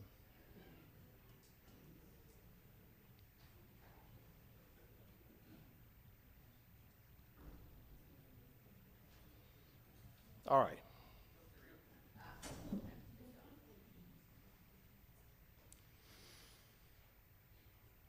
Hi, I'm Kurt. Can you hear me okay? So they have talked about everything that it takes, really. So I can do this in 2 or 3 minutes. You want to focus on building attraction, not an attraction. Does that make sense? This doesn't need to be Busch Gardens or Weeki Wachee. This doesn't have to be Pensacola. It can be your own version of that. Now, you know what that version is better than anyone because you've lived here. And if you're not from here, you're here for a reason, right? So you have to look at the attraction of your city and decide what that is. What brings people here? It oftentimes is just what you're here for. It's your love and passion for your city, right? Up and down is yes, side to side is no. Good, everybody's with me. So you have that passion or you wouldn't be considering the things that you're currently doing. And that's huge because great cities don't happen by accident. You have to be intentional about it. You have to plan for it. You have to do things that matter. Charles Landry wrote in his book, The Creative City, we experience cities emotionally. Think about it. We experience cities emotionally, but we talk about them mechanically. We talk about things like infrastructure and sewage systems and land use development codes. Those are great, necessary. But they're not very emotional. It sounds more like you're building a truck and not a place that people want to live, work, and play. I know love was very important to me when I decided to leave Atlanta. Atlanta was fun. It was a lot of fun. 4 million people worth of fun. And this is what I did every Monday going to the airport and every Friday getting back from wherever I was that week because I was in the horse business for a long time. And so I traveled all over the world selling horse equipment. And that was fun in and of itself, but it wears on you when you go back. And for me, I had no sense of place. I didn't live in Marietta. I didn't live in Atlanta. I didn't live in Roswell. I didn't live in Woodstock. I lived in East Cobb County. That is not even a place. I lived in a cul-de-sac in a little swim tennis community because I felt like that's what you needed, right? I didn't even know what newspaper to get. It wasn't the Atlanta Journal. It wasn't the Marietta Times. I didn't have sense of place, and I yearned for that. I believe we are at a point now where people yearn for meeting in where they live. Up and down is yes, side to side is no. I believe that's what people want. So I took the biggest risk of my life, and I took my wife and my 3 young daughters, and I said, we are going to move to Pensacola. What? We knew one couple in Pensacola. I had never spent a single night in Pensacola, believe it or not. As beautiful as that place is, I had never spent a single night there. But I had heard about it just a little bit. Now, this was in 2004. We bought a business and moved to Pensacola, and 8 weeks after that move, Hurricane Ivan hit. Now, a Category 3 storm will scare you away. But I was amazed at what happened. That community came together like nothing I'd ever experienced. I'm sitting on people's docks, and they're emptying their freezers, and we're grilling steaks because no one had power. The only thing we had was propane and some charcoal. We came together as a community to rebuild that city, and that is huge when you're at the tip of that spear. That's my FSU reference, because my daughter tonight graduates from FSU. So the community came together to build this place, rebuild this city that had meaning. And we did it with intentionality. The people you've heard from today are just 2 of those people that did it. Quint, Scott, the Switzers, the Bears, the Levins, all have contributed to the success of Pensacola. Me, maybe in just a little part, I've done something. But I think it was the forefathers of the cities back in the 70s when they decided we need to do something really intentional to build our city. And they created the Downtown Improvement District. So it's 40 blocks, which is a lot of land, 40 blocks, and from that space, 2 mills of property tax are committed to making it a better place. That's a bold choice. That's a big choice. No one wants to pay more taxes. But we recognize that that's something we had to do to get rid of the boarded up windows, get rid of the blight, change the look and feel of it. Why? Because we love our city. I talk a lot about passion. I talk a lot about love. You don't talk about that in city council meetings or planning hearings. No, they're talking about the other things. I'm talking about love and what people will do for their city when they love it. In the Creative City book by Charles Landry, he talks about love notes. Now, I've been married for 28 years now, same person for 32 years, and I can tell you it did not start as love. Now, I met her on the beach in Destin, and she was a blonde-haired, green-eyed volcano. It was amazing. But the attraction is what started that. The attraction was the swimsuit, the margarita, the sun and the sand. Did I say that? It was incredible, but it was that attraction that first drew me to her. And that attraction, as it bloomed, became love. We do the same thing in our cities. We find the things that build attraction, and we work on those. We focus on those love notes. Think about the cities around here that have that. Pensacola has its downtown, its Blue Angels, its beaches. Those are just love notes to the general public that say, hey, look at me. I'm kind of cool. Palatka has this beautiful river. It's got a great main street. Those are love notes that we write to our citizens and to the residents. And when we look at those like love notes, we want to find ways to compound its effect. We have so many things going on here in Palatka. You have natural resources that cities would kill for. You have college. You have commitment. You have finance. Quint hit it right on the head. You got to get the money off the sidelines. You got to get people thinking, this is the place I love.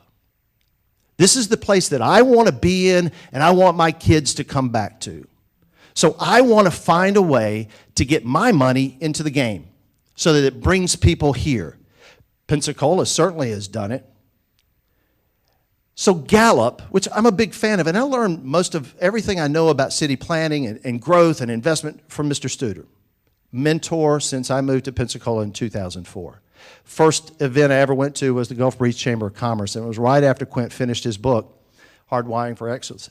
And he wrote, as I asked him, please, can I get one of your books? He says, be a fire starter. And I have been ever since, ever since, whether it was business or with family. In Gallup's research, they understood the connective tissue between employee happiness and satisfaction and engagement and outcomes. If you have a happy employee, it doesn't matter if it's in a hospital, at your car dealership, in your law firm, if you have a happy employee who is engaged, outcomes are improved. Undeniable. They wanted to find out if there was a connection between the attraction, love, and intent that citizens have in cities. Does it do the same thing? It does. They went out and interviewed in 20 different cities some 40,000 individuals over the course of 3 years.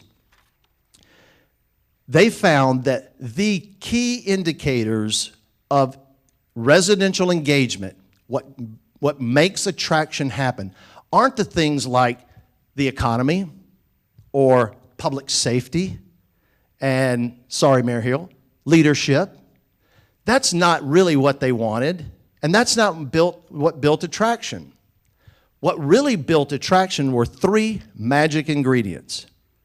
All right, so if you take away nothing, think about these 3 things, because these are the 3 things that from a downtown improvement board status, that's what I think about all the time. We need to build a community that has social offerings, has aesthetics, and is open. 3 very simple things. They do overlap a lot of other things, and things that Scott has addressed, like in aesthetics, and what Quint talked about in social offerings. I'm going to unpack this just a little bit more so you get a real keen sense of it. Back in 2004, one of the first, really, I think, entrepreneurs that hit downtown Pensacola was Joe Abston. Joe Abston realized as an entrepreneur that we needed a cool hamburger place and a cool pizza place downtown. So he rolled the dice and invested in our downtown and put these really 2 great restaurants there. That did wonders because now we were getting momentum happening again. Then the Downtown Improvement Board, which at that point was really an events organization, we wanted to have more social offerings, more places for people to get together and interact. So we started Gallery Night. Gallery Night is an event that happens, then it was only quarterly. We would shut off the street for pedestrian-only traffic. That's pretty bold if you've got a main street that now no one can go down. And what the gallery owners and retailers and restaurateurs would do is they would have music and they would give you a little sip of wine because they want you to come in. They want you to come down and see what you've been missing is really what it boils down to. What have you been missing that's changed in downtown since the last time you were there? Because everyone was going to the mall. They weren't coming down to Hop Jacks or to the little coffee shop or to the jeweler. So they started doing that. So we did it quarterly. Over the course of a couple of years, it became 6 times a year. That's pretty exciting. The demand was so intense that it finally turned into every 3rd Friday of the month, we had Gallery Night. When the weather is awesome, that's a lot of people. We had over 10,000 people downtown in Pensacola this past month for Gallery Night. Now, when you shut a street down, you are closing access off to those retailers to get their regular customer in there. But when you're bringing 10,000 or 100 people downtown, you're introducing them to a place that they may have forgotten about, had not seen it, and you know what you're getting to do? You're getting to build attraction again. So that the local person that's in Interlock or the other person that lives North County hasn't seen it in a while, but now they've got a reason to come downtown. They've got a reason to be there and look and see what they've been missing. I told you I spent a lot of time traveling, and I found one of the things that happens in a downtown and in any place is you need places for people to congregate. gallery night and things like that are those things. But also, there's the entrepreneur and their commitment, because they create places for us to get together. Coffee shops, pubs, hair salons. These are all places in the community that you can get together and begin to share stories, because, human nature, we want to interact with people. It doesn't matter if it's at church or if we're sitting in a park, we can do that through those places. Ron Oldenburg was a university professor in Pensacola at the University of West Florida. He wrote a really, really great book back in the late 70s, early 80s called The Good, Great Place. And he talks about third places. So we have in our lives two primary places. We have home, and then we have work. The third place is that other place where you get to go, where you get to go to not have to listen to the kids or the nagging or hear the lawnmower next door. And it's the place that you're not with your boss that you really are so in. You get to go to another place. You get to go to a place like the places that we used to go in Ireland, where you sat at the pub and you had a beer, you talked about your day, you talked about your golf game, you talked about the things that you didn't really want to do at home or work or couldn't. So these third places are very important to the vibrancy of your downtown, because it too will bring people to that downtown core where you want. There's other things you can do too to create this social offering. We created 11 years ago Palafox Market. I believe every city needs a farmer's market. Our farmer's market happens 51 weeks a year.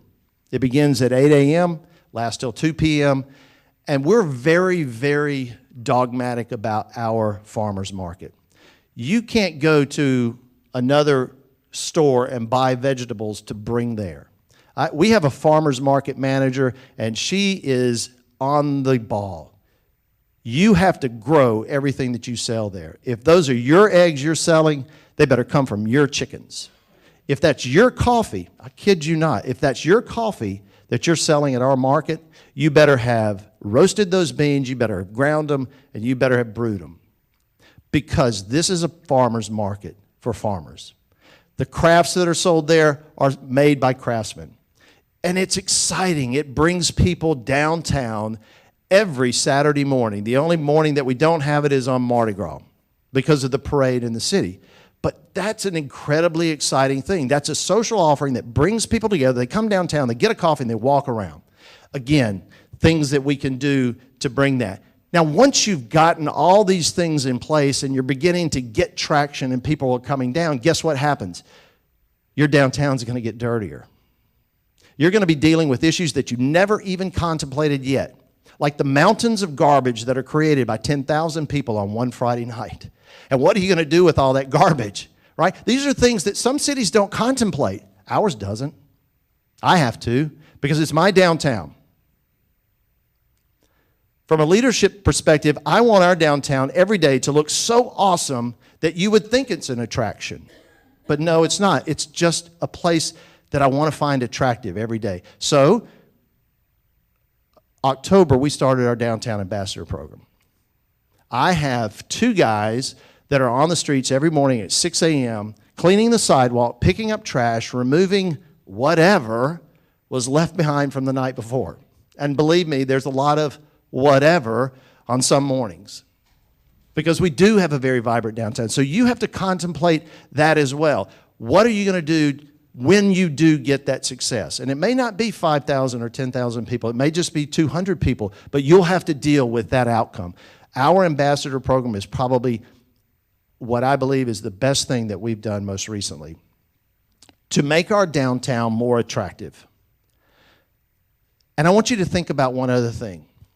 The moments that people experience are the moments that they're going to remember in downtown Palatka. The Heath brothers, Chip and Dan, wrote an incredibly insightful book called The Power of Moments.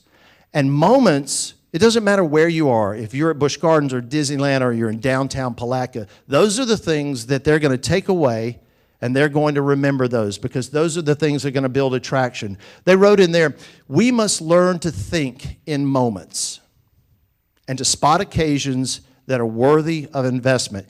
You are in that moment right now with your city because people want to have those memories. It doesn't matter if it's an organization or city, we are consumed with goals. But for an individual human being, moments are the thing. That's what we're here for. That's what enriches our lives. That's what we go home at night and think about. Moments are what we remember and what we cherish. When someone comes to Pensacola, I don't care if they're from Daphne, Alabama, Destin, Florida, Detroit, or Dallas.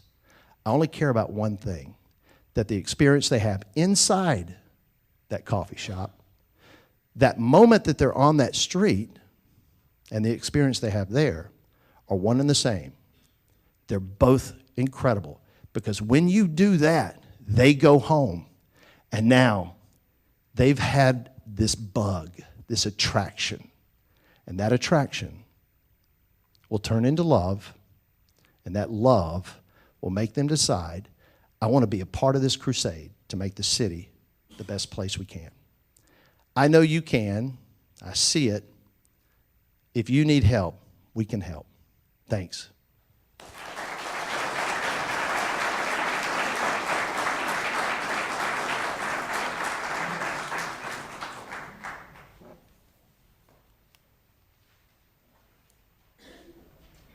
Thank everyone for coming. If there's any questions, we have time for a few questions from the three gentlemen, and we'll be happy to entertain those. Quint, I have one, if I could, please.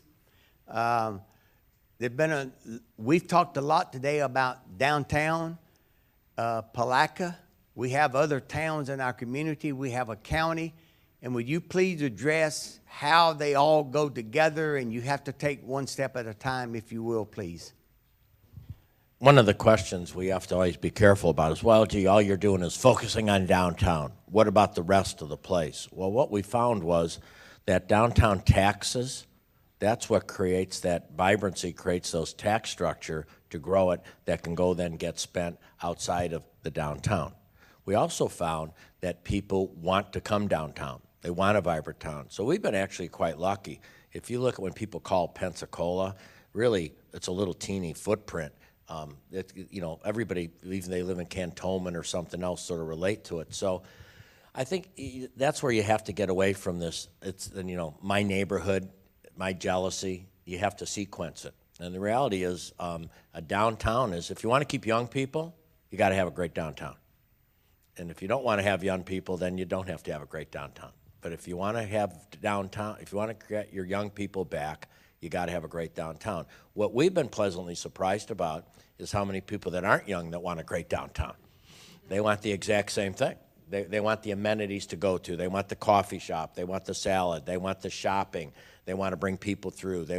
So I would say when you look at it, probably that's the biggest prize. We built 258 apartments, and we thought they were going to be overwhelmed with young people, and 70% of our tenants are over the age of 55 because they want to move to a place they can park their car and they can have a great downtown. But we studied it with a market research firm out of New York. You know what we found out, and I said it earlier?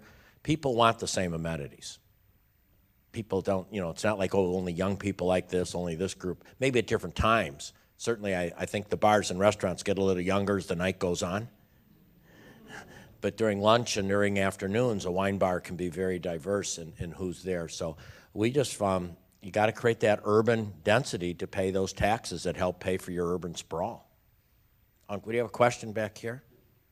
What would be your recommendation for lack of redevelopment authority as far as the structure of people, the type of people? I'm probably not the right person for that. Kurt, do you have any thoughts on that?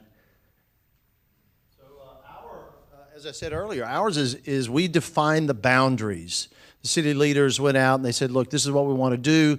This is the initiative. This is the passion for it. So they collectively said, this is the boundary. And it started out with one mill, and then it became 2 mills back in the mid-'80s. And really, for our city right now, that doesn't generate a lot of revenue. We have to do a lot. I have a staff of 2 people. me and my financial coordinator. So it's really a lot of activity, a lot of boots on the ground, doing the things that need to be done to organize events. Now, we also encourage other events. It doesn't matter if it's, we just had a recent event a couple weekends ago called Paws on Palafox. Our main street is called Palafox. So it closed down the street. And it was phenomenal when you have 350 dogs and cats and goats walking up and down the street. I mean, that's vibrancy for you right there.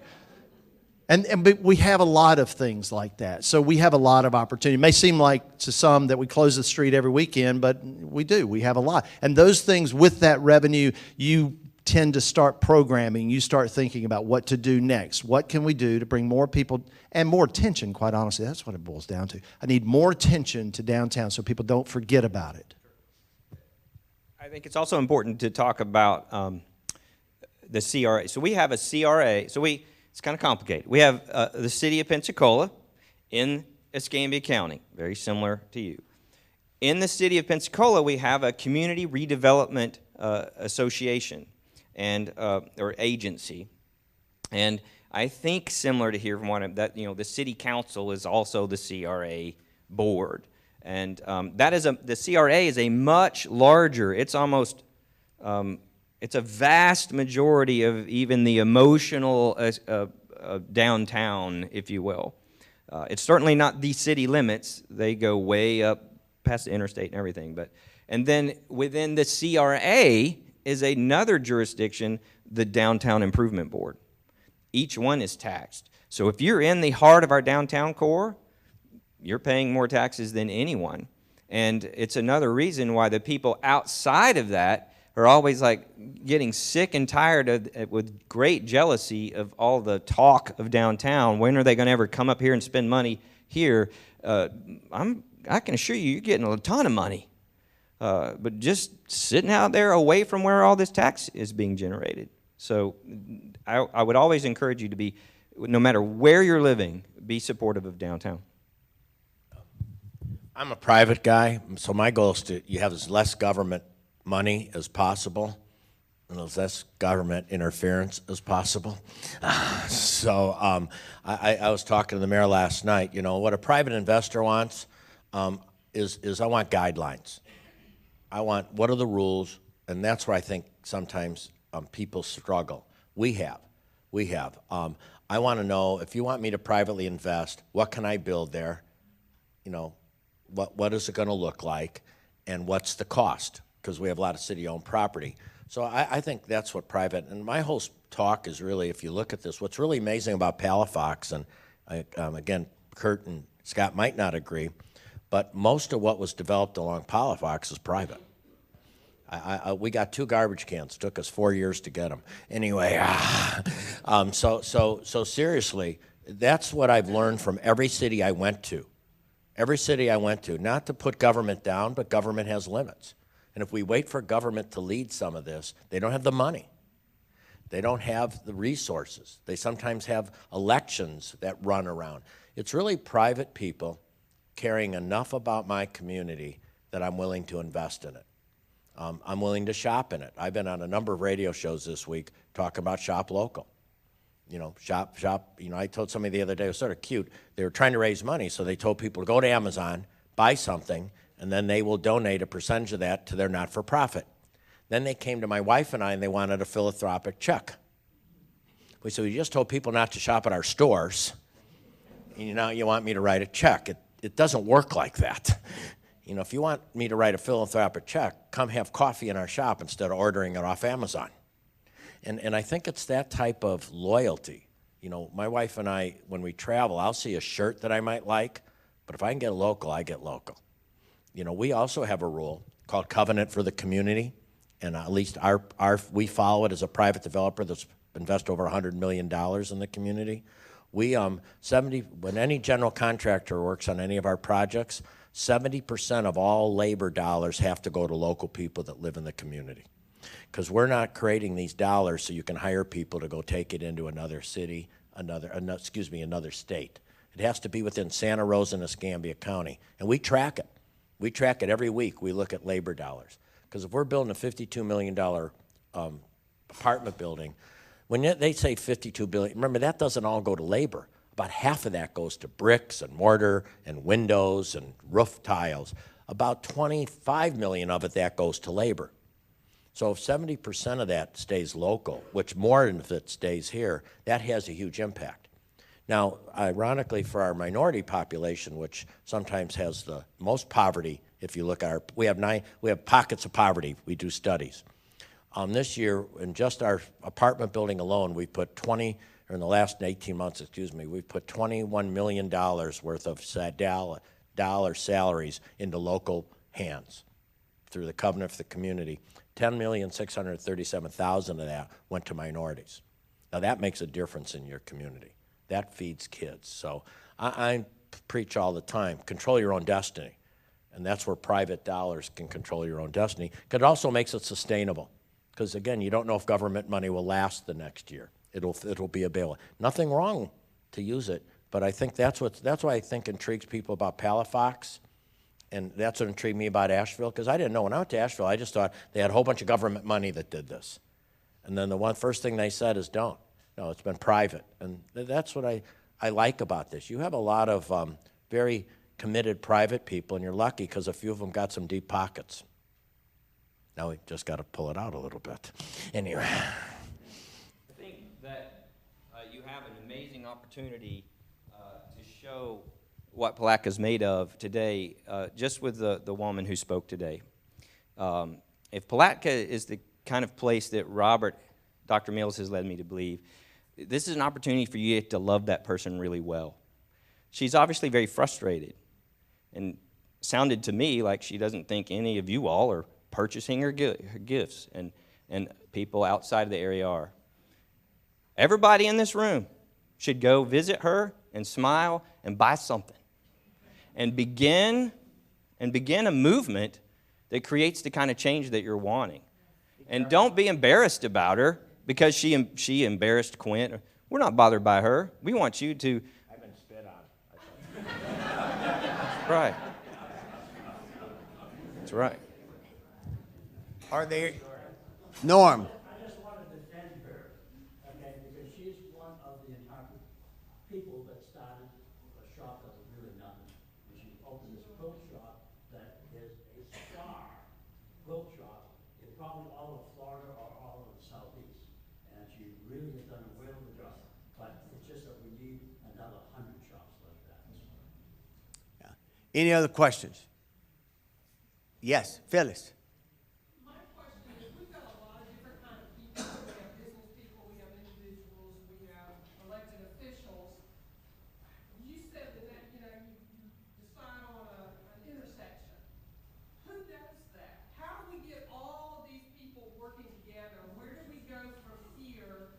How do we put this together so everybody that wants to help feels like they have a stake in it and can do something? Because everybody here can't give $1 million to buy a building downtown and start. So where do we go from here with all these people that are interested in moving forward? I don't know all the people in the room can, let's say, go by the intersection. Book, do you say, okay, you've got Rotary and Kiwanis, here's what they can do, here's No. what the government can do, here's what. Because some places Rotary's strong, some places it's not. Some places don't, some places do.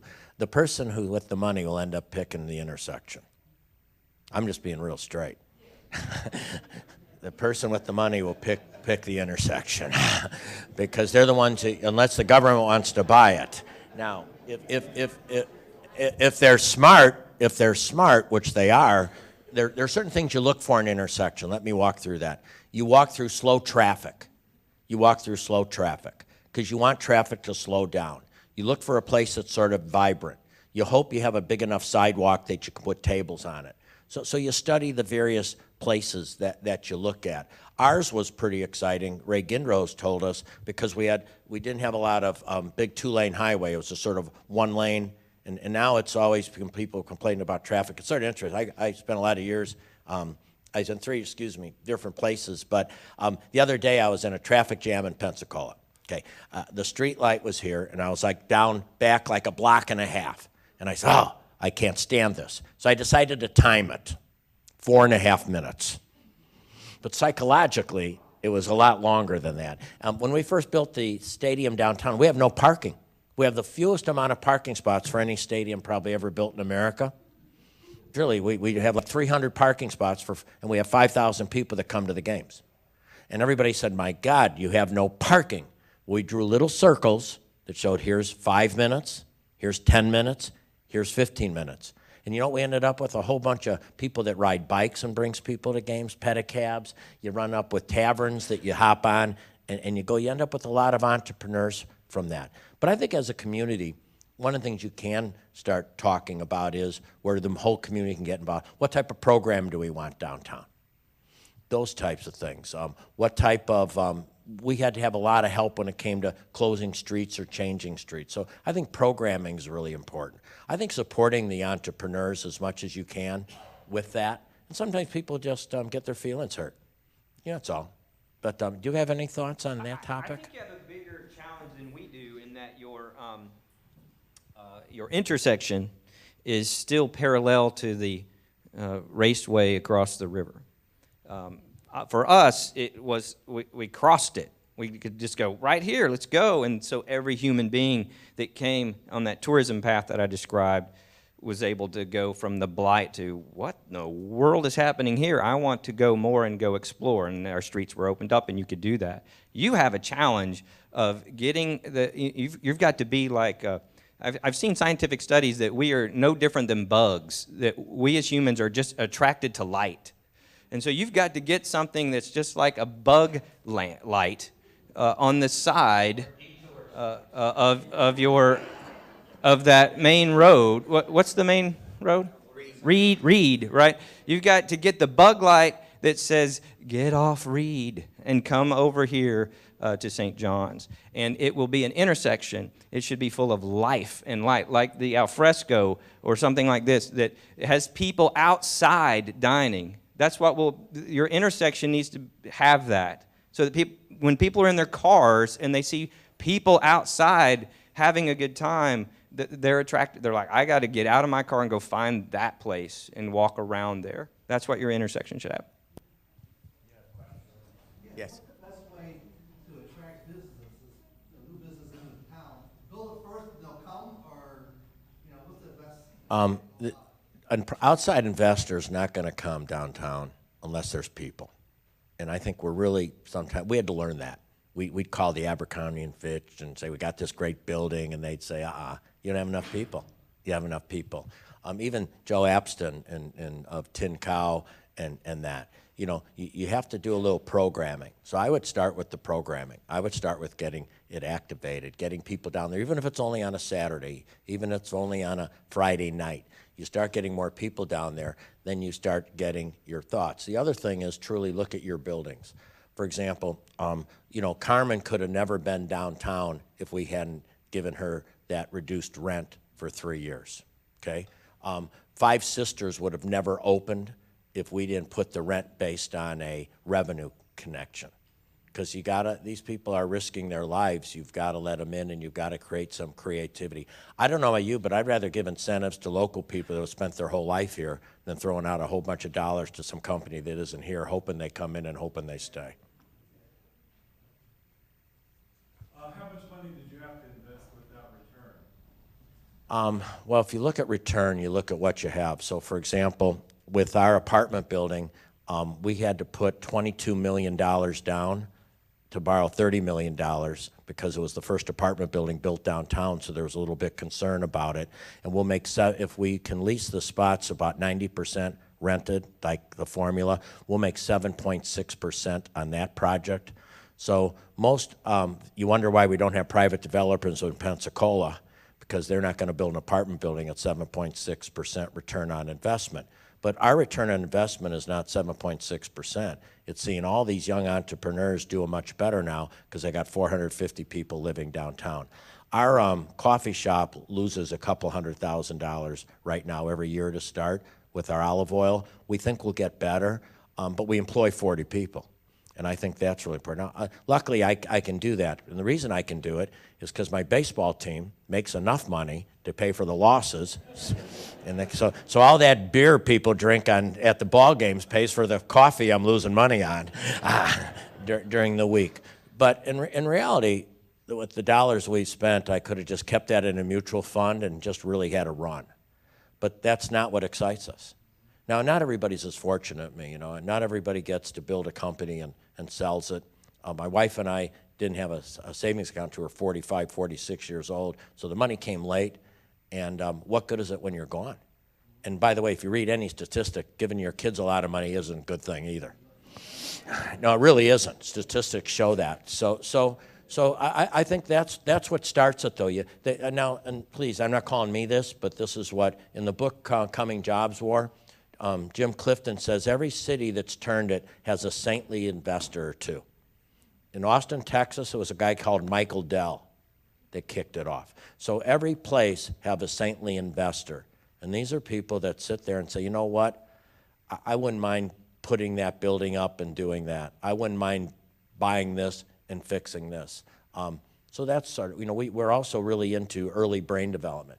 So we're also in all our playgrounds putting brain things, activities now, not just playground equipment. That's something a city can do very easy. $600, you can get decals, pop them down all over town because kids want to learn. I got the idea, on Palafox they have these cha-cha steps in cement, and I'd see people walk and they'd stop and they'd like put their feet in the cha-cha steps. So I said, well, why can't we do that for kids? So when you come to our ballpark, all our steps are numbered and colored. So you'll see kids counting and going up through that. So return on investment can vary, but we've not made any big dollars, nor will if Bobby Switzer makes anything on his building, it'll be a miracle. But he grew up there. Tax credit. Yeah, Bobby has millions of historic tax credits because he's investing in a building that is truly on the National Historic Register. It's one of the yeah, and we turned them down. We actually bought a building from 1850 in Janesville, and actually for what we had to go through to get the historic tax credits, we just didn't think it was really worth it because we wanted to move quicker. So I don't know, everybody, but then once you do that, you got to get people to shop in your place. You got to get people to go in your place. You got to people to spend money in your place. So I learned that from my dad. My dad worked at General Motors for 41 years.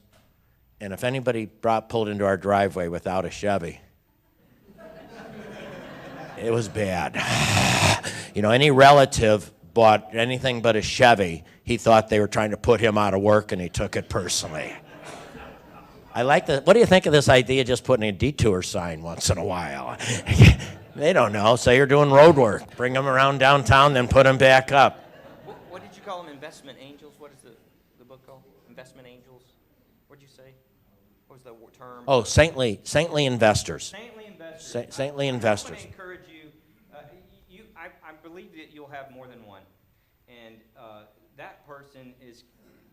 Saintly is not enough word. They will suffer. There will be so many people that judge that person. This man has been spat on. He's had ugly people come up to speak in public meetings and take their wallets out and hide them, accusing him of taking from the people. And he has lost way more in his investments financially than he's gained. And so, but he's gained all these other things that we talk about, long-term investment in the lives of countless people and improved. And so I hope that you unite behind that investors, because whoever they are, there will be a bunch of ugly people attack them and call them like, I can't believe they picked that building. Why is it that intersection? There's some agenda behind here, right? They know gambling's going to be approved. They're getting ahead of the game. You can all be co-creators of this. I like that little phrase. I like love notes that build attraction. You all can be co-creators in this. You don't have to invest millions of dollars. You can start a movement like Gallery Night with barricades and people. Just that simple. You may have a permitting process that you can do it, and you can close that street off, and you can sound the horn that you're doing something different because you love your city. And when you begin to do that, other people will go, wow, that's bringing some people downtown. Let's see, maybe I should have a little bar downtown. Maybe I should have a little coffee shop, a place where people want to gather. And you can be that co-creator. And many of the things are, like Paws on Palafox was a woman named Lisa Long who just sort of put it together to raise money for a not-for-profit. Many of these are organically driven initiatives, and sometimes they work, sometimes they don't. You know, you let them do yoga on the ballpark and to raise money for human trafficking. You know, you sort of turn people loose, and you're going to have some mistakes. You're going to have some things that don't work, and some things do. You know, we had a guy, Mo, I think, isn't Mo, the barbecue guy, that came in for Green Egg Fest, and he came back into town the other day, and you could go to our craft brewery place downtown, which just opened up, and get lunch, and the money went to early brain development. He raised $5,000 for us that day, and a whole bunch of people went downtown to get barbecue. So I really like the idea of testing things out, too. They did a lot of that in Nashville. They really tested it out. You know, they'd put some. You have some empty buildings downtown. They're called pop-up shops. They're called. You know, we did that. We had an empty building. We didn't know what to be, an empty storefront. So we let it be a pop-up for a while, just to get people in there, and that ended up turning into Bubba's Candy Store. So you just try to create creative ways to get people into the community, and just, I don't know, it's organic. It grows. We Yes. talked about the Chuck Marone is one of the speakers that Quint invited to our city that has really awakened a lot of people to some things that architects and urban planners have known for years, and that's the math that he's sharing of the tax revenue density that's created with your existing downtown core. So you can compare like the brand new Applebee's or whatever in East Palatka or the mall or Walmart to the blocks. To pick any block that's on St. John's, and the overall tax revenue is far higher, even if it's abandoned. The value of that. So what do we do? You would ask. I'm like, go there, find any lot, any building, empty lot. I was talking with somebody who said, I said, what about this building? Why? Somebody's invested in the building near the river and has some young people living above. Perfect. And I'm like, well, why is the bottom empty? Well, we were thinking about going in there, but there were some problems with the bricks, and the structural engineer was concerned. And I'm like, yeah, that's what old buildings have. It's far cheaper to invest in that than build a new one. Most of the time, not all the time, most of the time. So don't be afraid of the old buildings. Love on them. Buy some steel. Buy some steel and fix it up. Well, that's where you probably need a saintly investor. Some of these old buildings truly would be cheaper to tear down and put a new building in. People grab their hearts. No, but they grab their hearts. But it would be cheaper from a financial perspective. Some of our buildings, but problem is they get let go.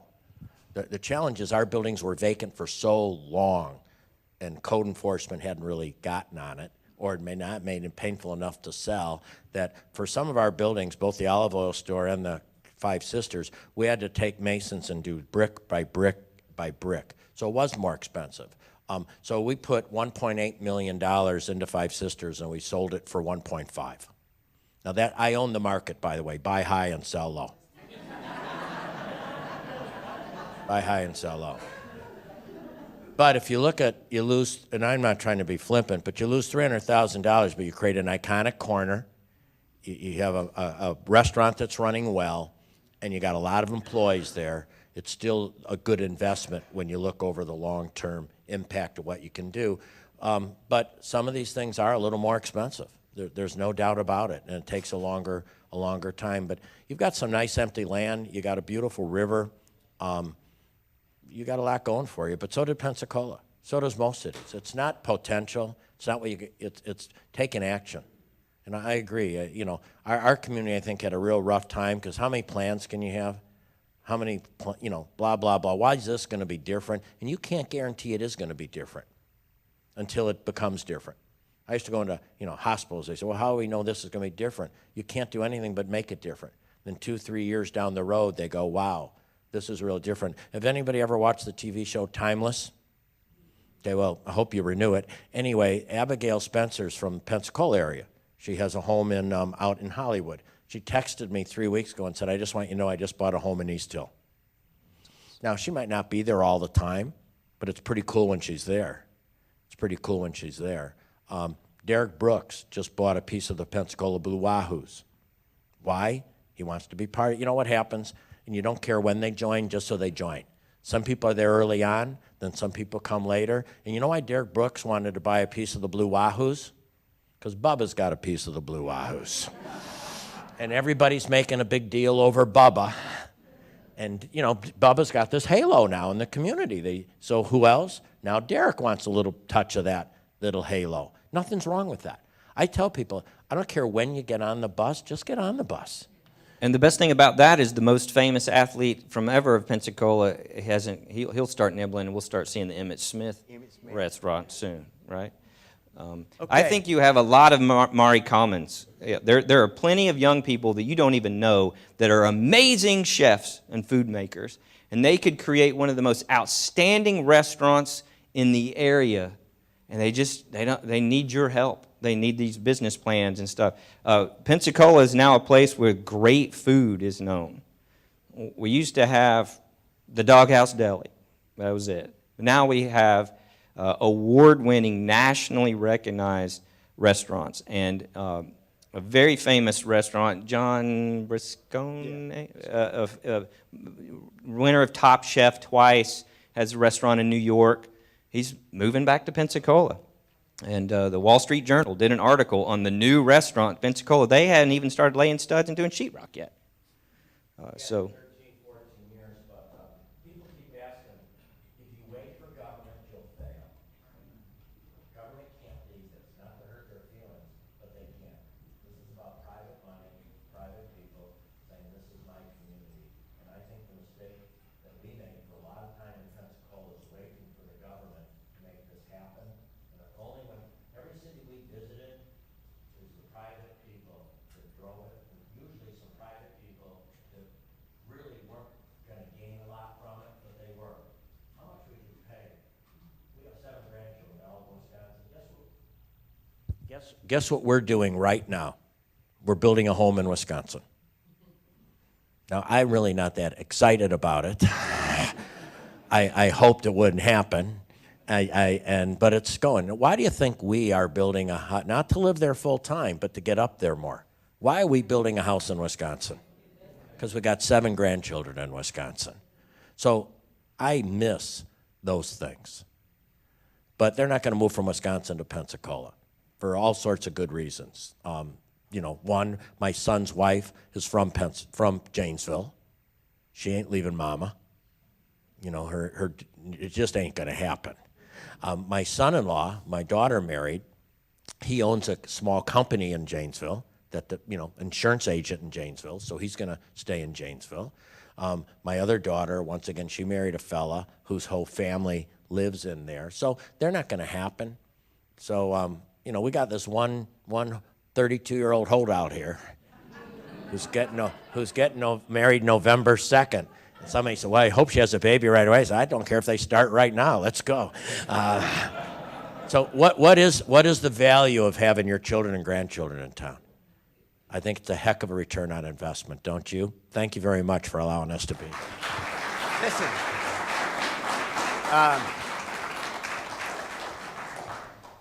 let's thank these gentlemen. They've done an incredible job. We appreciate them being here so very much. We need to look around the room, see who's here. Folks, this group could make anything happen in our county that we wanted to if we were all united and focused on a project. I think we have a golden opportunity. I think that among ourselves that we're in a position, as I've heard it said over the last several days, it appears to us that the stars are beginning to line up. Now it's up to us to move on and to make it a reality. We've had a lot of conversation, a lot of what has to happen. It's not going to be easy, and it's not going to be quick. But there's an old saying, if you do what you've always done, you will get what you've always got. So if we want to be in a community where our kids and our grandkids and our young folks graduating from high school has no opportunity local, then we keep doing what we're doing. But if we want to create a community where our kids have an opportunity to live here, work here, if that's what they want, and come back if they move the way, then that's what it's all about. And y'all know me, I've got 2 grandkids now. And if they lived in Wisconsin, that'd be a problem. You know, the mom and daddy can live in Wisconsin, but not the grandkids.